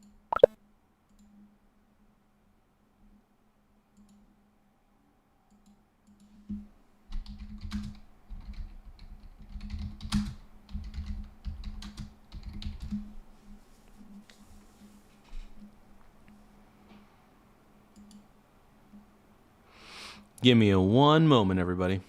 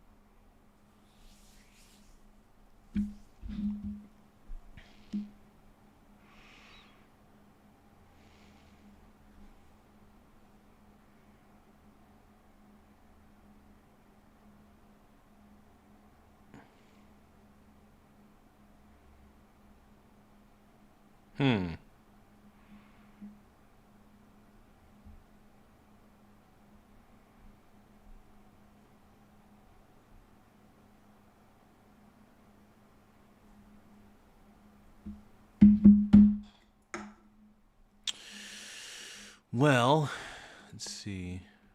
Durable power. It's important to heat their homes. It's important for jobs and the economy. And the president has been reversing all of that. At EPA, there's been a whole lot of different deregulatory efforts that we've been pursuing very smartly on all sorts of what it was more than a triangulation of the Biden EPA. There were all sorts of regulations seeking to strangulate out of existence coal. And we're reversing all of that. And again, we're doing it smartly with a public comment period, but to make sure that people have access to this reliable, durable source of baseload power. Department of Energy, Department of Interior, Department of Commerce, all across this administration, agencies working together with this president to deliver on his directive and what Americans voted for in the Trump mandate. Meanwhile, Lee, you're unleashing new steps. Tiny Lion Gaming says, my dude, except to Mary. Mad says, based Garza. We got everybody under the sun, man. We got a lot of people.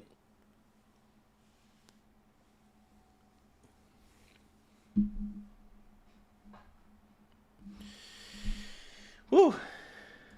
Trump is zaddy. Oh, yeah. To end animal testing using new policies focused on expanding the use of advanced research methods, relying on human cells, computer modeling, and other cutting-edge technologies. Tell us about that. That's right. We need to stop all of this animal testing that we've seen for so long in the federal government. Yes. I agree with this wholeheartedly. Ending animal testing is a good thing. That is not necessary. There are now new technologies that are coming online that are better alternative methods. So it allows us to continue this phase out, to eliminate animal testing at EPA and elsewhere in government. So this week we announced 13 new approach. Thank goodness. Methods, new technologies that have been vetted, that are better for protecting human health and the environment, for gold standard science. We're excited to do it, to do our part that we know is a very big priority for a lot of Americans. Yes, it's. I love it, dude. I love it.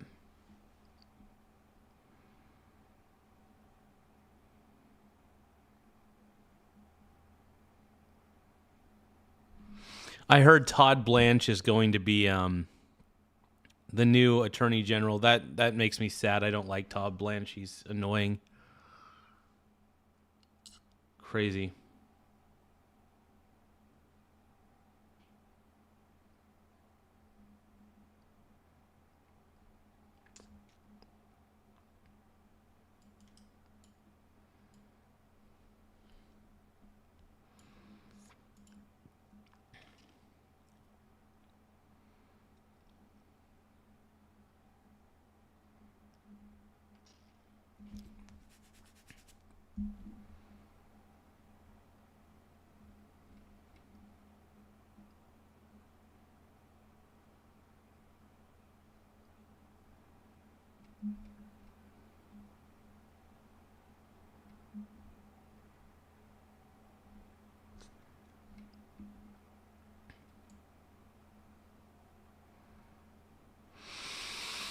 Well, let's see what else we can react to at the moment.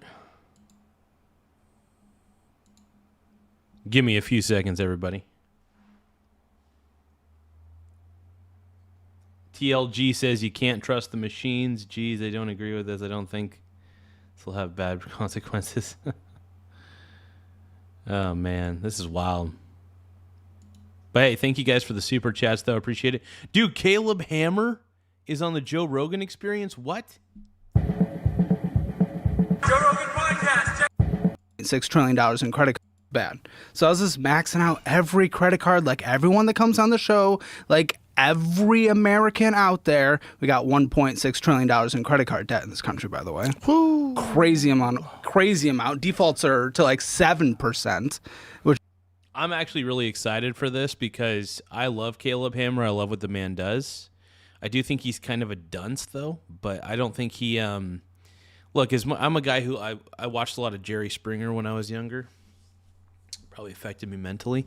And but I love slop TV. I really do. And Caleb Hammer's the man. I don't know if we'll react to this all the way. I'll react to this a little bit later, actually. Hold on.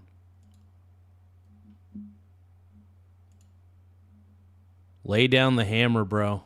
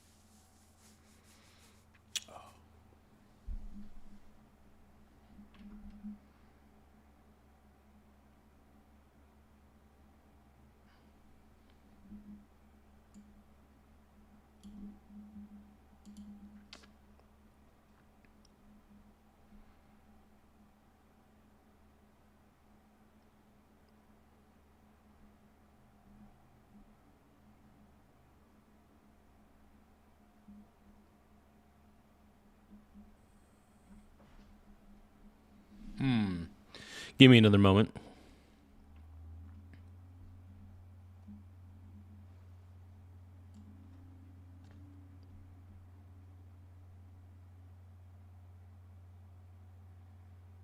Oh, Joe Biden awkwardly interrupts Jill Biden's book event. Uh-oh. As Dr. Jill Biden continues Dr. Jill Biden, the worst wife in the world, dude. To rewrite history on her book tour across the country. She sat down with Whoopi Goldberg in New York City last night. But of course she did. But the interview was interrupted when a doddering elderly man in the audience, who someone forgot to check in on, approached the stage.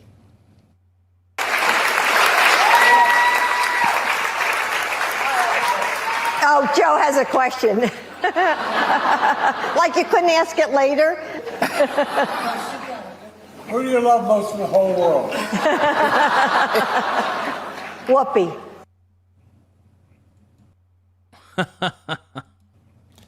I thought he was. That's terrible. Oh, what the hell? I don't. God, that's awful. Joe Biden's terrible. You're gonna ask, where's my applesauce? That's right. Joe Biden took the chance to make an already awkward situation even more cringy by actually hijacking the book event. And I will say, I'm a fan of subtitles in movies and TV shows. I think they were a necessity to watch that clip because I could barely understand anything he's saying. Now, Daniel, people like Scott Pelley were telling us for 4 years that that man was fit to run the free world. Yeah, anybody who basically told you that Joe Biden is a good president. Yeah.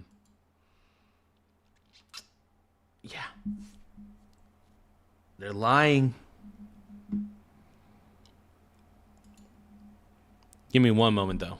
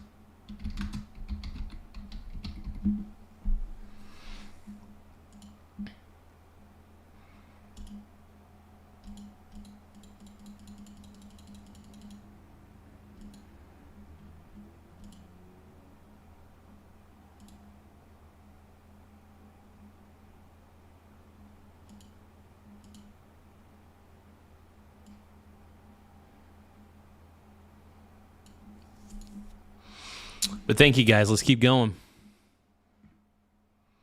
Let's keep going, yo. Through January 2029. Does that seem like a guy who could be president right now? You don't want that person in the Situation Room? Right. No, this is why there's a lot of Democrats who are still angry with Jill Biden that she didn't tell her husband. She says in these interviews, oh, it's up to, he had to make the decision. Well, in a lot of marriages, especially in modern times, people kind of make joint decisions. And so she liked being first lady. She would not, be where she was. No one would be reading her book, View from the East Wing, which is also... Nobody's reading her book. Yeah. But also, what's funny about that book title is it sounds like AI generated. View from the East Wing. This is like the most boring title I've ever heard of. But that's sort of a fitting coda of the Biden presidency. And Mercy, we were talking about this earlier this week, and you were saying that... Boring and ineffective. If I were to describe the Biden administration, the Biden presidency, I'd say boring and ineffective and incompetent. Incompetency.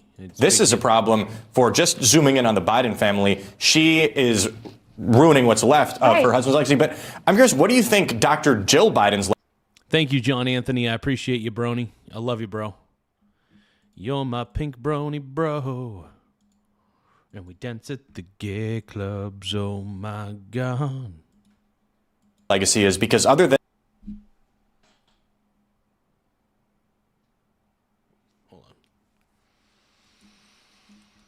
I'm just having fun. Staging my hoops. Wearing my man thong.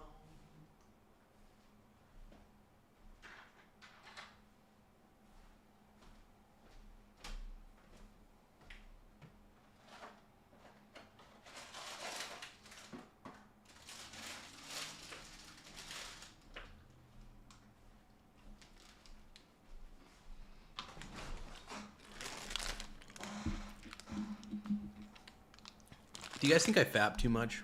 than disgusting clothes, I don't know what people really think about her. The as book First should have Lady. been called Dr. Jill Biden's Cover-Up. Cover-Up, yeah. It was the cover-up Weekend of at her Bernie's. husband, exactly, her husband being very sick to the point that now she admits, oh my goodness, I thought he was having a stroke on stage, yet I'm not going to take him to the doctor. I'm not going to have him get checked by the doctors. I mean, she is ruining her husband's, reputation. Right. Not that he has a good Yeah, exactly. reputation. He doesn't have a good overall. reputation at all. You know, and You I kidding kind me? of feel sorry for the guy. I mean, there you have Joe Biden. He can barely walk, barely speak, and yet Jill Biden's terrible, dude. they're putting him out They're there. continuing It to do doesn't the elder stop. abuse to Joe Biden. Now, Dr. Jill obviously was, of course, a guest on the You.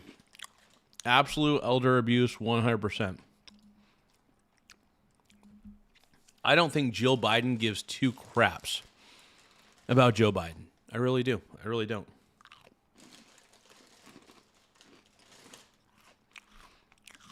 Jill Biden, I think she's a snake. favorite show of leftists everywhere, Morning Joke. To explain more about her husband's disastrous debate performance, she was asked why the president was not checked out by a doctor. I thought she's a doctor. And she spilled, maybe, the truth on what went down, allegedly, after he got off stage. We had a whole team of doctors around us. I mean, I think most Americans may not know that we have a team of I have a team of doctors around me as First Lady. Joe had a team of doctors around him. And then we got off the stage and, I went to get my stuff. He was checked out by the doctors. They said he's fine. Did they? Alex, He's do they fine. think that we're too dumb to remember this? Because remember, they went to Waffle House. They said he had a cold, and then she said to Joe, "Good job, Joe. You answered every every question like he's more underdeveloped than your 4-year-old." Yeah. That's What do you crazy. think? Is she being honest now? I remember that. That was so fucking wild. You answered every question, Joe. You get a cookie. It was disturbing, man. Joe Biden, dude. Joe frickin' Biden. Jill Biden specifically, dude. Terrible, terrible, terrible, dude. That's all I gotta say. All I gotta say.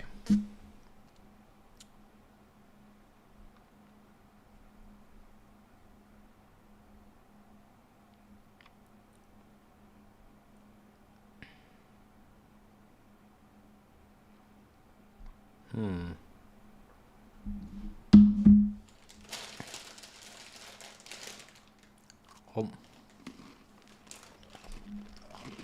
Was she being honest then? Is she lying both times? I mean, what's going on? When she was first asked about this and she said that she had never seen him like that, she thought he was having a stroke, it can't be honest because of what we've talked about previously, that 6 months prior, Robert Hur released his report and talked about how he would be too sympathetic of an old man to be in front of a jury because he had a memory problem. I think it either came up in the report or through the testimony in a hearing that She probably didn't even read the report. Well, but Yeah. I mean, if Well, Biden Robert Hur certainly could couldn't. see it, his wife had to. And unless they have a marriage as loveless as Bill and Hillary Clinton, like she would have seen Joe Biden. And yeah. Information.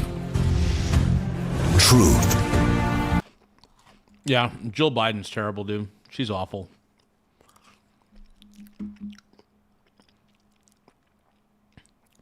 Oh, Rubio throws down with Democrats? Hell yeah. Dude. All right, Secretary of State Marco Rubio testifying on Capitol Hill in front of the House Foreign Affairs Committee. Rubio's a top The G, Secretary top G. pushing back on Democrats for turning the Rubio. hearing into an absolute mockery. Listen to this. It seems like you have an issue admitting facts. You won't admit President Trump is losing this reckless war of choice. And just like you couldn't admit that the shoes the president bought you. Why would he admit to any of that? Why would he admit to any of that? Donald Trump is winning the war.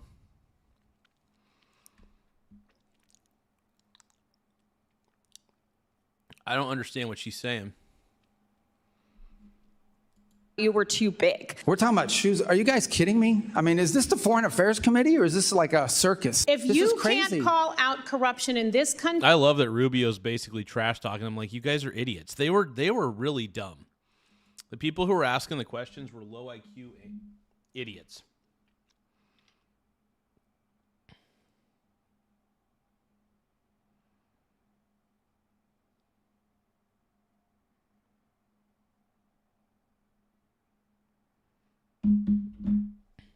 Country, then how can you call it out in another Well, I can't say country? anything because you That won't is let me the speak. question Why is she you need leaving? to I'm going to stop. answer her questions. I will. Oh, she's going. Okay, I got it. Well, thank you for coming. Joining us now to react, senior writer for the Washington. Dude, Marco Rubio is a top G, dude. You want to know why? Because he basically, the one thing I love about Marco is he's just like, dude, you guys are idiots. He's like, flat out, you guys are morons. I love it. I love what Rubio was doing there because he was basically calling them out for being low IQ buffoons. I support Marco Rubio, man. I'm a Rubio fanboy, dude. I can't help myself. An Examiner and Fox News contributor Joe Koch. I mean, Marco Rubio's a master at this, but I want to focus on the bigger issue here, which I think is a huge problem. I need to look up something real quick. Hold on.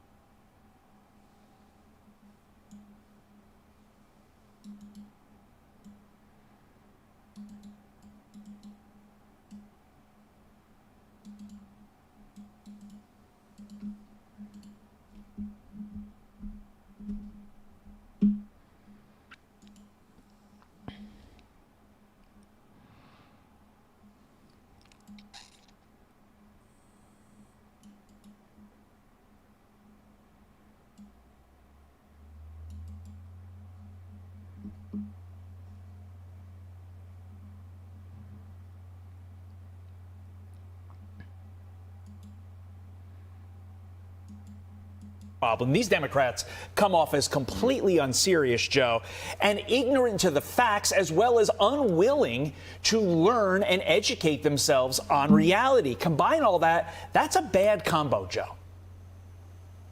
Oh, yeah. Absolutely, Todd. I mean, you see these Democrats, they come into these hearings, right, in an attempt to make clips themselves yelling at somebody like Marco Rubio, the Secretary of State, with pre-written notes. You notice how they're always looking down, reading something probably written by their staffers so they could take those clips and put it up on TikTok, social media, and seem to have no interest, to your point, of actually getting to anything resembling the truth. Oh, yeah. But only to They're only doing it for the clips. to simply draw attention to themselves and then fundraise off of it. And therefore, to Marco Rubio's complete and total just what is going on here type of attitude, these hearings are the biggest waste of time in politics in the social media area for that reason, because truth isn't the goal. TikTok is the goal. And I think even Rubio at one point did say that this is your whole point. This is why you're just yelling at me right now. I think that in the end, Rubio looked like the adult in the room while the Democrats asking these questions where one couldn't even state it. Well, of course, because here's the thing. Democrats are not the adults. Democrats believe in stupid ideas like socialism and communism. So they're clearly too dumb for their own good. And that matters. You got to consider that. You got to keep that in mind, man. Yeah, the Dems only make their own. The Democrats make their own lives worse all the time, dude. This is how it happens, man.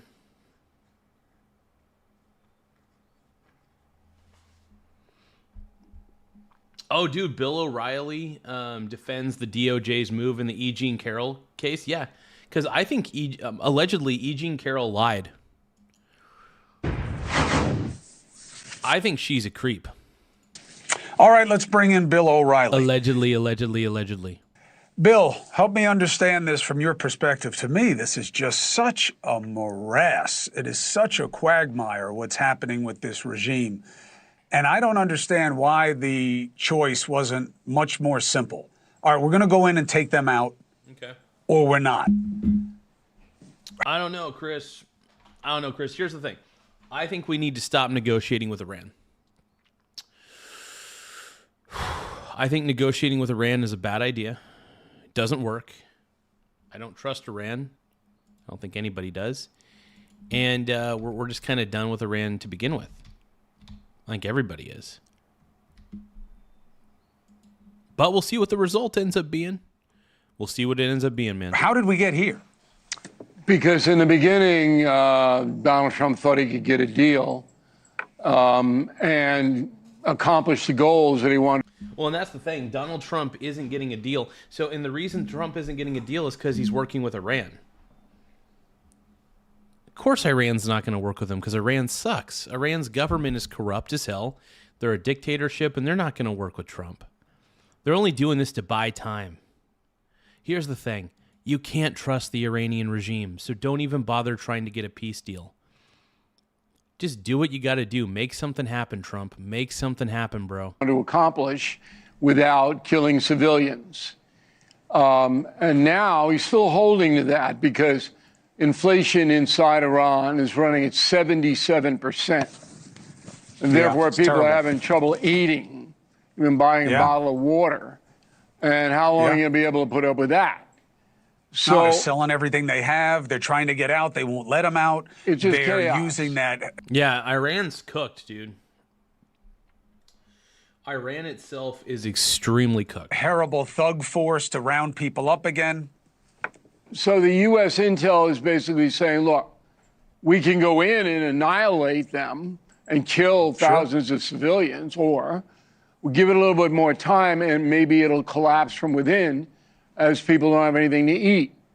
And that's where the president is. He's trying to temper it. But something has to happen fairly quickly, I would say, because the American people are losing confidence in the entire endeavor. I wouldn't say the entire American people are losing confidence, but yeah, I would say some are. Some are, admittedly.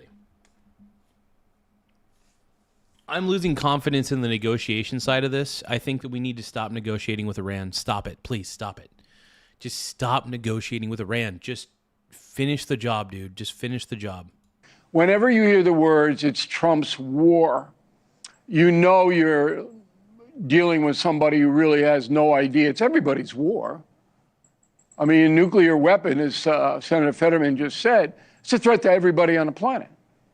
So if you don't think it's a threat, then you're a moron or you're dishonest. Right, but there's... Oh, yeah, no. Iran should never have nuclear weapon capabilities. That's why when they were enriching uranium to near weapons grade level, that was a problem. And who knows how many other hidden stockpiles they have. We don't know. We don't know. Iran is in a shady business.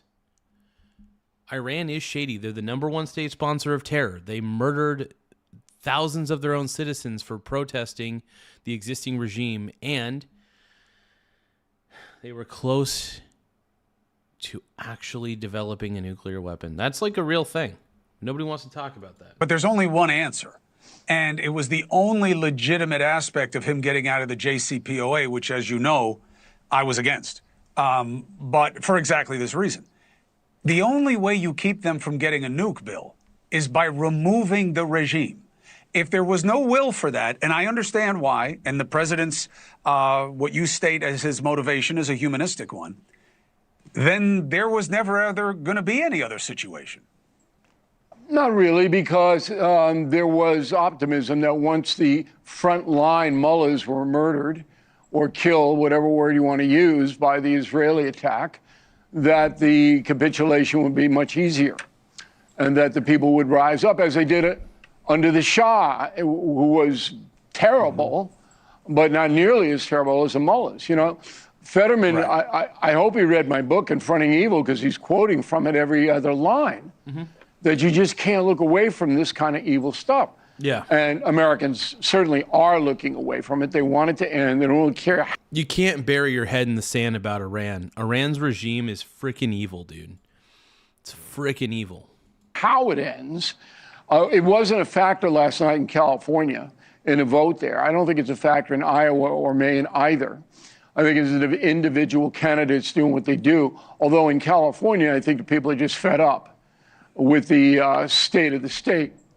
But going back to Iran, President Trump is giving it every possible way that the Persian people will rise up and do what has to be done.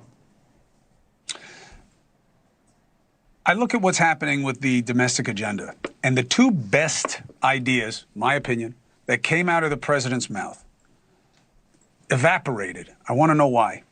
When he said, you know, these credit card rates, they're way too high. You know, these people are making plenty of money if they cap them at 10, 11%. I'm going to get on that. 3 days later, it evaporated. Then he said, I'm calling in the healthcare bigs, and they'll listen to me when I call them. And I'm going to bring them in, and I'm going to say, look, you're making too much money, all right? And we're going to change it with or without you. You want to be part of it or not? Two best things he said. Both of them evaporated. Why? I don't know why. And you can add a third. Insurance premiums, not health related.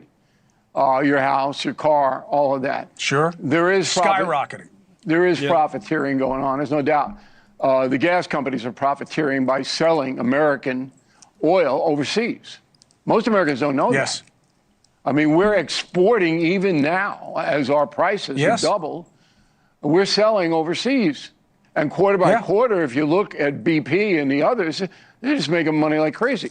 Now, the federal government historically does not intrude on private business, capitalism. Teddy Roosevelt did, and that's what made Teddy's legacy.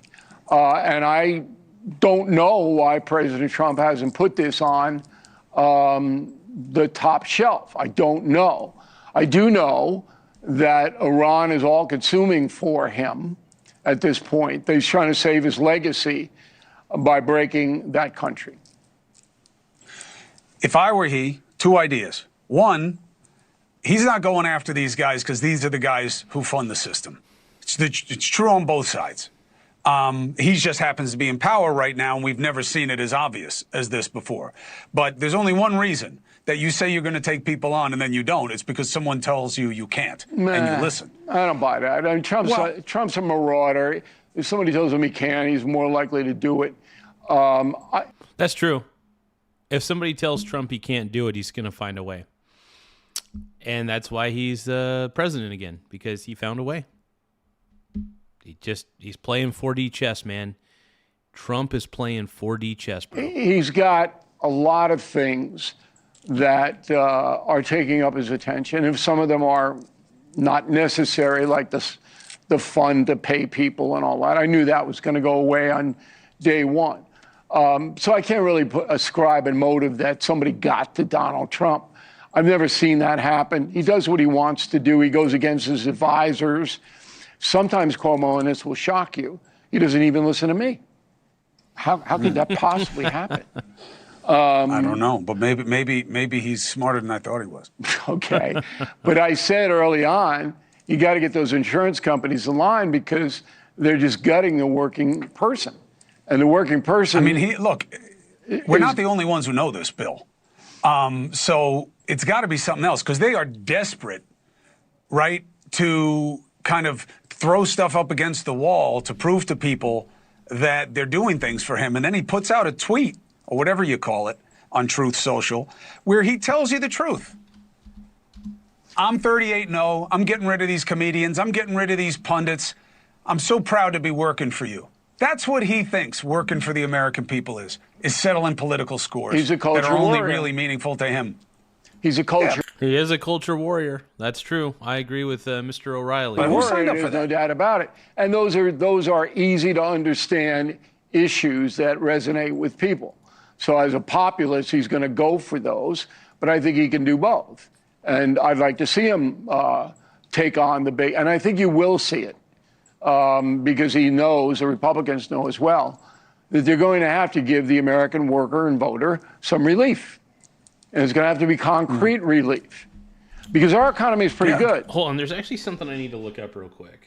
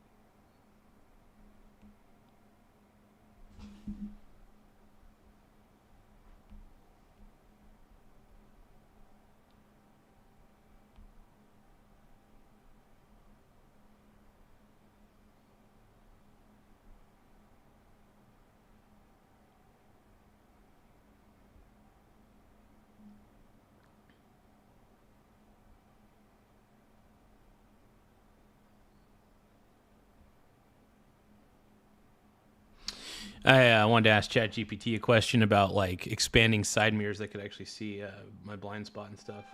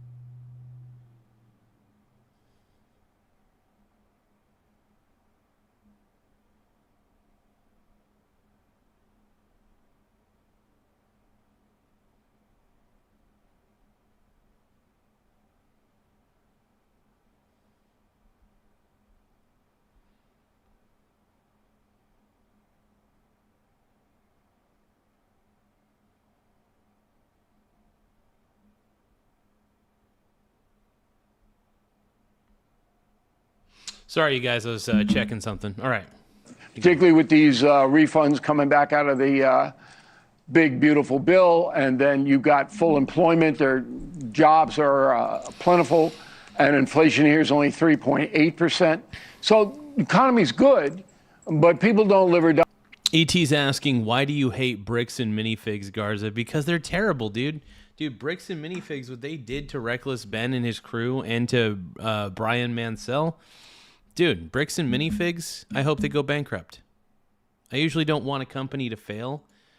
It's very rare that I want a company to fail. But in this instance, Bricks and Minifigs, you guys could go straight to heck. Die by numbers. They live or die by what they're putting in their car. And so the Republican Party knows that, and I suspect we're going to see more. Gas and groceries. Right? Gas and groceries. It is a K-shaped economy. The investor class is doing well. The wage working class is struggling. And you have to. Well, and the reason, okay, so the reason the investor does well is because the investor realizes that you need to save your assets and not your cash. Cash is always going to be trash because it's prone to inflation. Cash isn't backed by anything, so it's essentially valueless. The Federal Reserve can print as much cash as they want. So here's the deal. Save your assets, not your money. Save your assets, not your money. I'm going to repeat it so many times that it's going to be ingrained in your guys' systems. Save your assets, not your cash. Save your assets, not your cash. Repeat after me. Save your assets, not your cash. Not financial advice. Make a choice about which side you want to benefit. So far, the president's choice, I think, is going to work against him in the midterm. I have breaking news that I want your quick comment on. Okay. The White House has just put out that they will officially move on the nomination of Todd Blanche for Attorney General. That's crazy, dude. I don't agree. Todd Blanche gives me the creeps, dude. Don't do it. Doing that right now with the slush fund stuff that he has been forced to own, do you think he's setting him up to lose in the Senate? No, I think he is being rewarded for doing something that potentially was going to hurt Donald Trump, and Blanche backed him off it. Look, Blanche's a tough guy. That's what you need in this job. You don't need Merrick Garland in the job. I like Pam Bondi, but you don't need Pam Bondi. Okay, you need a Pam Bondi was terrible. Real tough hombre in there to stop the madness, and the madness is on display in California.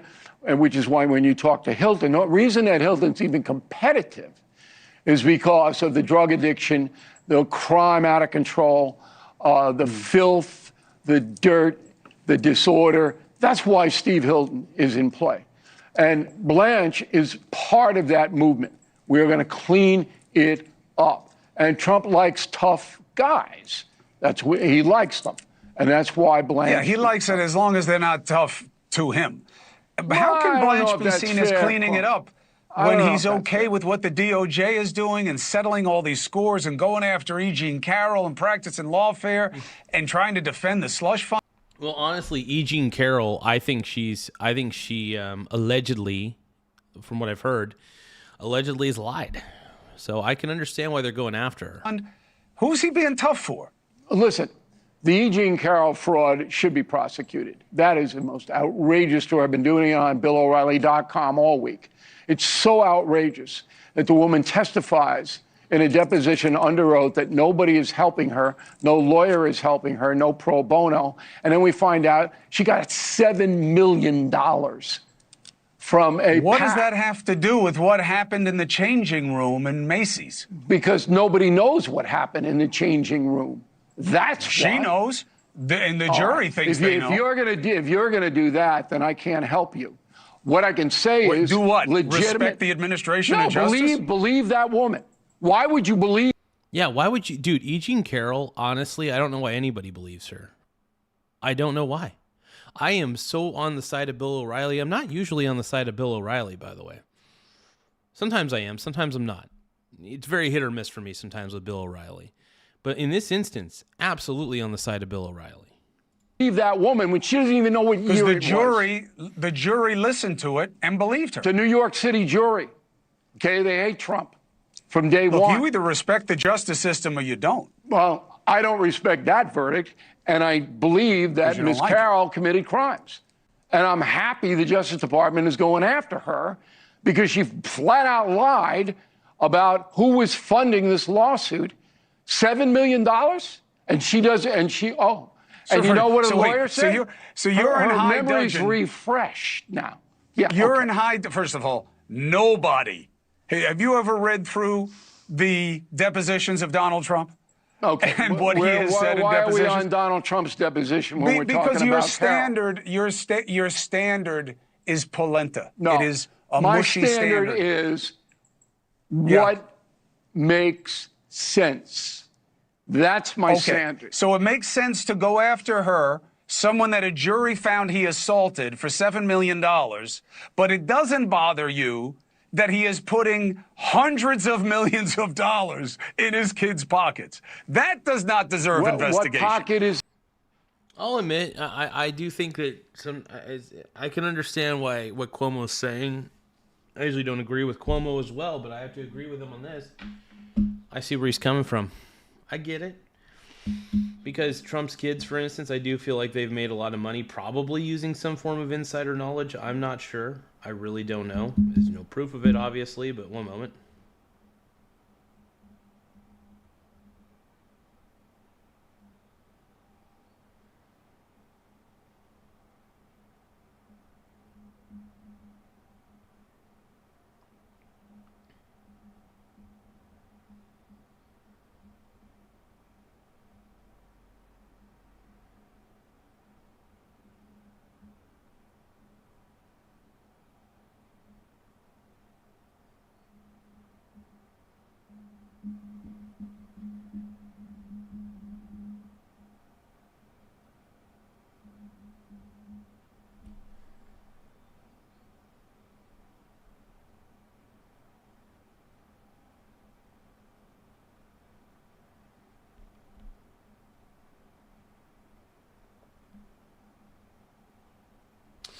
Give me another moment, you guys. Hold on.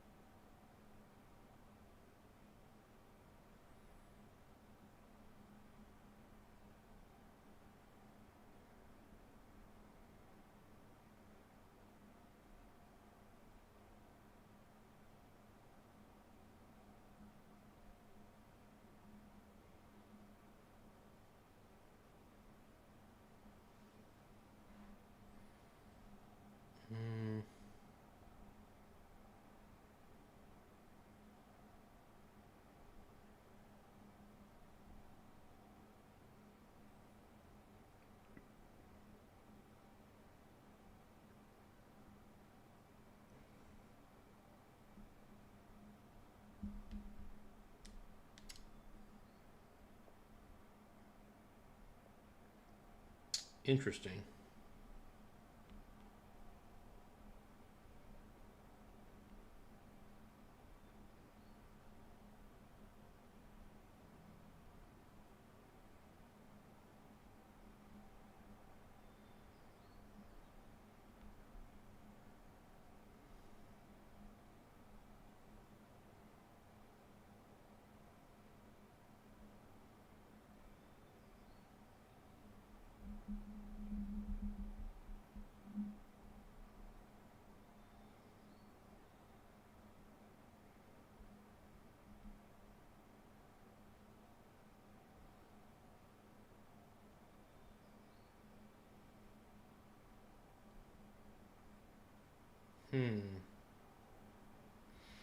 Interesting.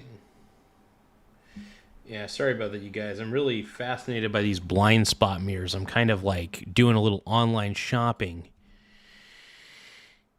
Interesting.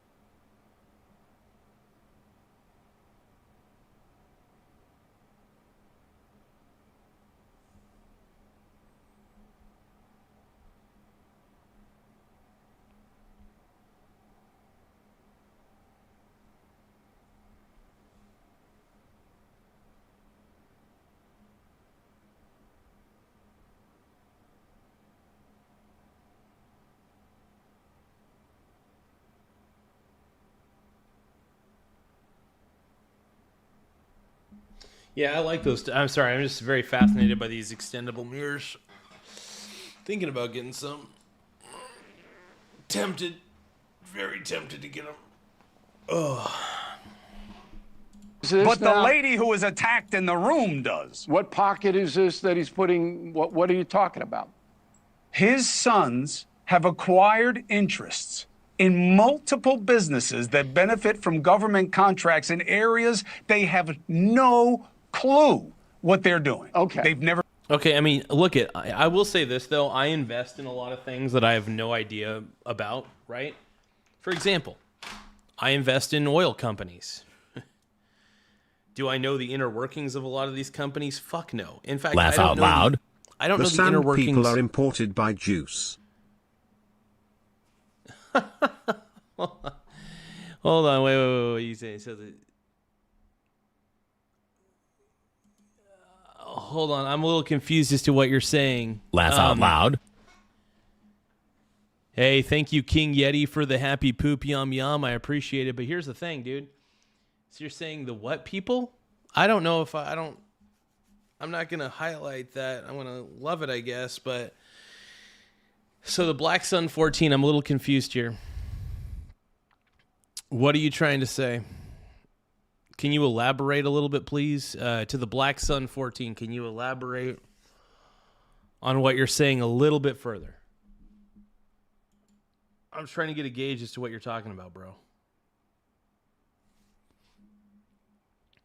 Oh. I see. You really think so? I don't know, man. Hey, look. The Black Sun 14, I don't know. I don't know about that. I can't confirm or deny what you're saying. I do appreciate the super chat, though. Mr. Chris Rule, Uncle Chris is in the house. Garza defends brother. BPD Bob, what up, dude? Extendable mirrors. Lol, what's wrong with the normal one? So I like my normal mirrors and everything, but I like having a blind spot mirror. I had one on my old, what do you call that thing? My Dodge Intrepid had them, but I'm kind of looking for, when I'm going to go on a walk a little bit later, so I'm probably going to go to one of the automotive stores. I'll probably walk down to one of those and ask them about what they have overall.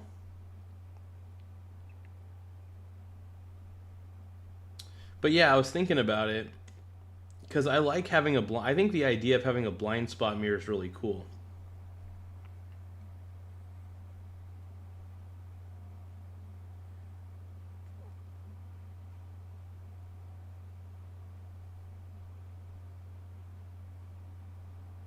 Laugh out loud. Hey, thank you for the flow state. Mandy, thank you so much for the flow state. I appreciate it. I'm going to give that a love and a like. Everybody give a shout out to Mandy for sending a flow state gift. By the way, if you guys want gifts, really do help the channel in more ways than one, so please feel free to send a gift. Send super chats if you want. Whatever you guys want to do. I just appreciate you guys doing that. Mucho apreciado, man. So we got a flow state. We got lots of... we got lots of super chats. We got lots of gifts today. I want to say thank you to everybody who's sent a super chat or a gift today. It does help fund the channel more than you guys know, more than you guys realize. So, yeah, I appreciate it, man. I did say that super chats get highlighted on the screen, though, so I will put that up for a second. Let me just put that Laugh out loud. The sand people are imported by Juice. And I just wanted to make sure I put your super chat back up on the screen because I did say that I put them up on the screen. There you go. Got highlighted on the screen, just like I said. So I do appreciate the super chat, the Black Sun. I appreciate you, bro. And thank you guys for the flow state. Mucho apreciado. Been in the business before. I believe that they the have no Trump experience organization is apart from him. And if they're doing something illegal... His sons? Come on, I'm just saying, it doesn't bother you, Bill. You'll explain it away. I don't know how we got because it's defending him, that's all. How and you're saying, what does this have to do with E. Jean Carroll? It's corruption. If you care about corruption in one place, you care about it everywhere. You mentioned Carroll, and it was corrupt. It's one of the biggest corrupt things I've ever seen. And you're throwing out stuff against the Trump sons that has not been adjudicated at all. That's what you're doing. You're convicting them right on your program. No, you convicted them and you said you don't believe what was adjudicated. So something is adjudicated. You say you don't accept it. But now you're saying they're being wrongfully alleged. There's going to be a prosecution.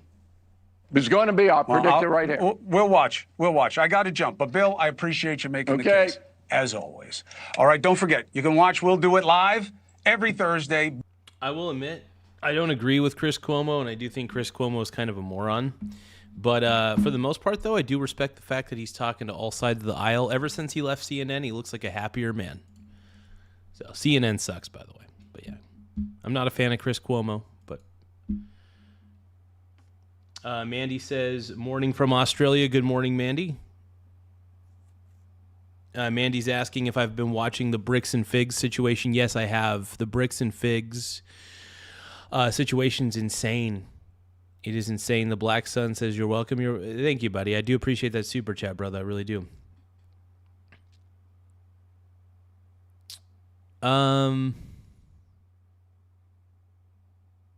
BPD Bob, hold on. So Mandy is asking, why is there a...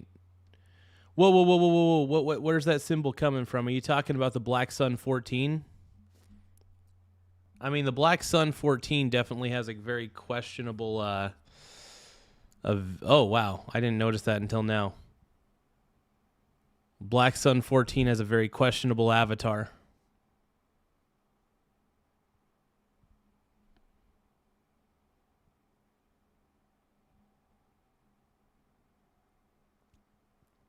Yeah, I didn't realize that. I didn't actually look at his avatar until now. I didn't pay attention to it, so that's kind of my bad. But that's all right. I'm not going to...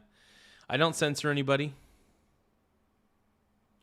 Oh, Donald Trump drops major update on Iran negotiations.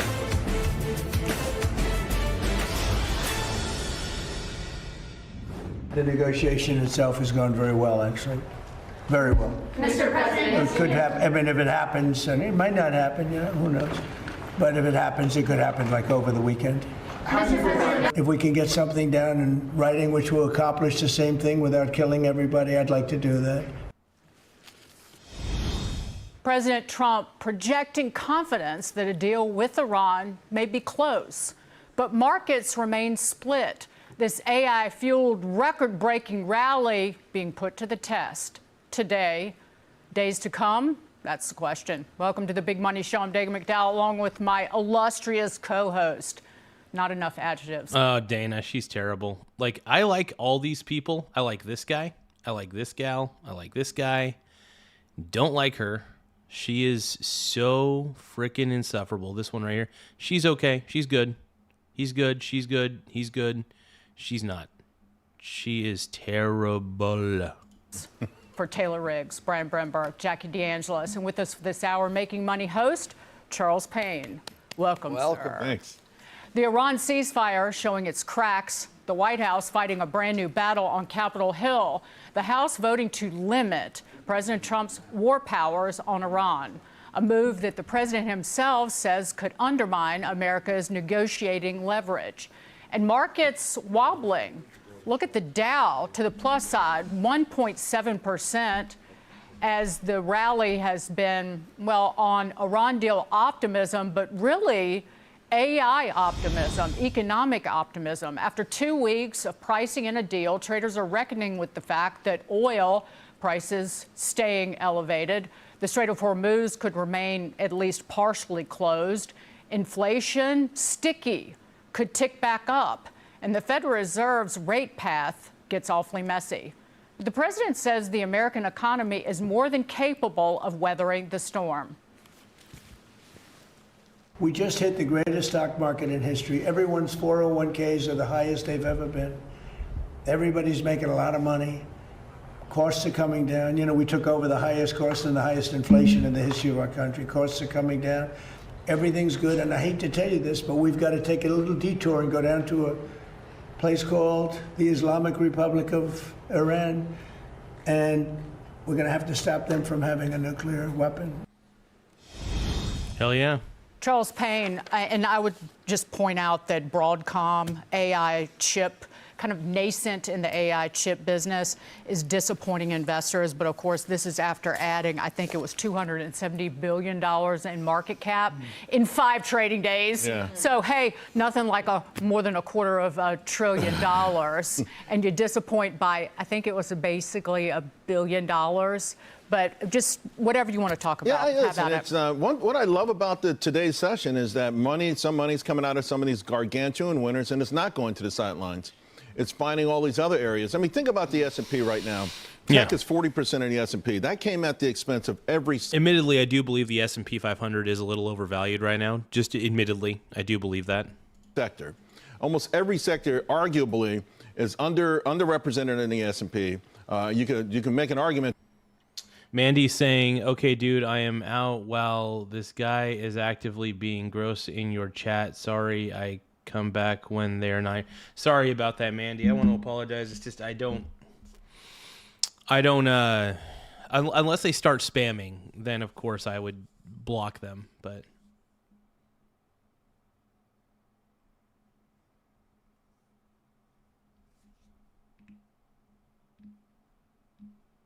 But hey, Black Sun, I totally disagree with you on that one. Prices may not be going down rapidly, but it's not as bad as you're making it out to be, bro. It's not as bad as you're making it out to be.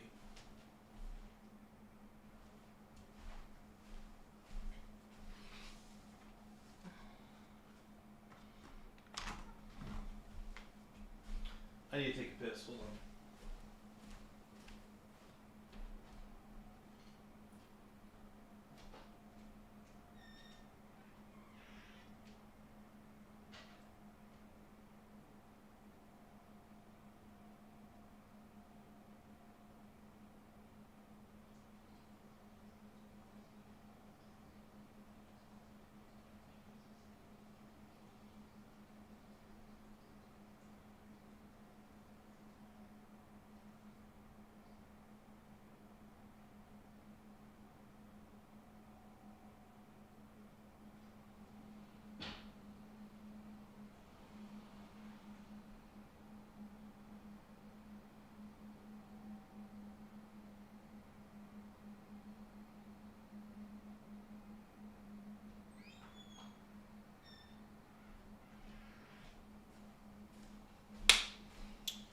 Okay, my brony bros. Let's kick it. Dun dun dun dun dun dun dun dun. All right, here we go. Here we go.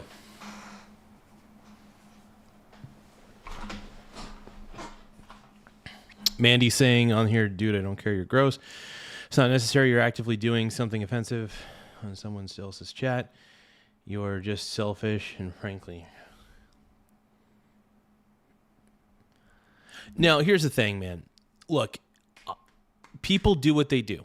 Okay, people have what, and I'm going to say this. People have the avatars they have. I may not agree with those avatars.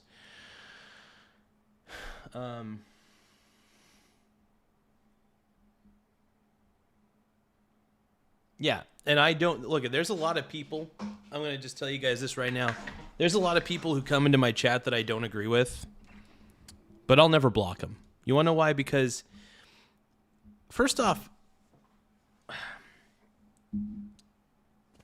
people have the right to freely express themselves, even if what they believe in is gross. And as long as they're not doing anything illegal, I'm just going to let them say their piece, do their thing. But I completely understand where you're coming from, Mandy, and I totally get it. Absolutely 100% get it.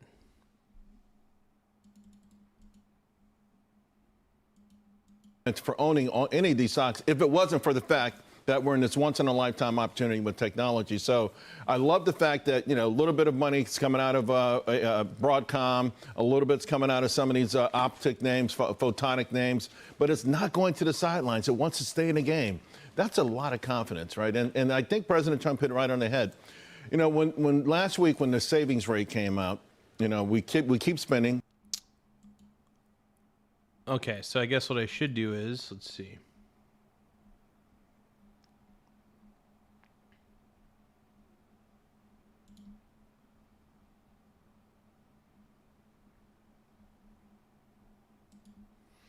Well, what I could do is I could go to the person's channel.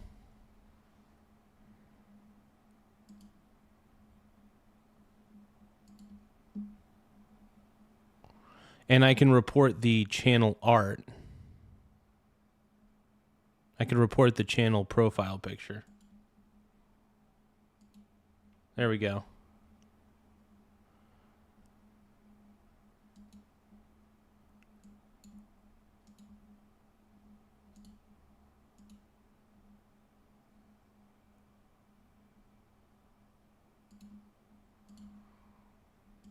There we go. Anyway, yeah, so I ended up reporting the user.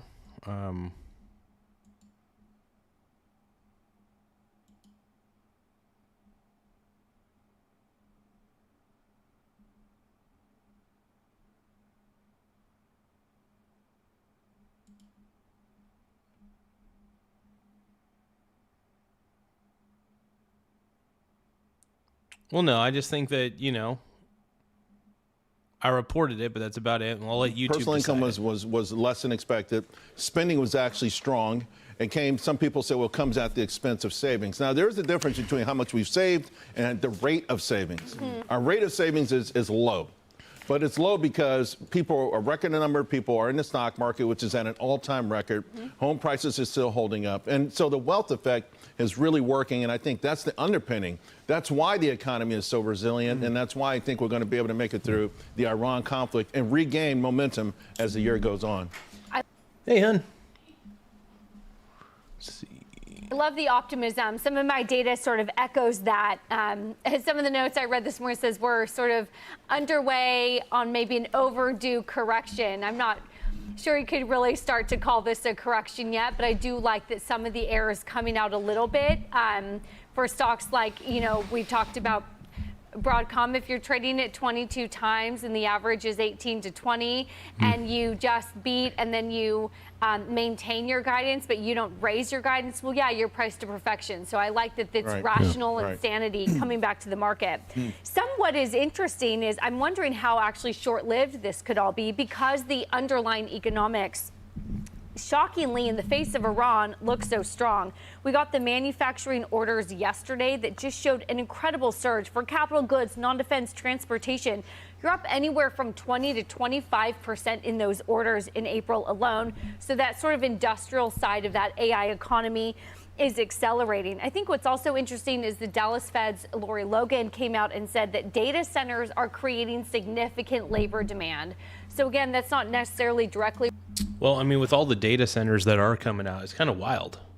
And some of the alternative ways that they're going to power those data centers is kind of interesting. I've been looking into it a little bit more, and it's overwhelming. But they definitely, the infrastructure is there. And yeah, some are creating like solar farms. Some are doing all sorts of crazy things. Because the data centers are not going to be allowed to be on the power grid, at least based on some of the legislation. At least the amount of that they're going to be able to pull from the power grid is going to be very minimal. Because they're going to need to generate their own power sources. So a lot of these AI companies I think they're teaming up with some of these bigger companies that are energy companies to create the energy infrastructure needed to power a lot of these data centers. So it's going to be fascinating. We're going to see what the future holds with all of it.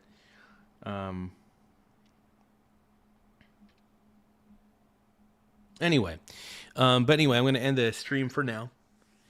I do want to thank you for your guys' time and your patience throughout the stream. And thanks for the super chats and gifts, you guys. That was very generous. Greatly appreciate it. I'm trying to think of, we'll stream for about 5 more minutes. Maybe, nah. I don't think we'll stream for 5 more minutes. I think I'm just kind of done for now. But I really do appreciate all your guys' time and patience on this one. But any final thoughts before we end the stream? I'm just going to look at the chat real quick, see if there's any final interesting thoughts.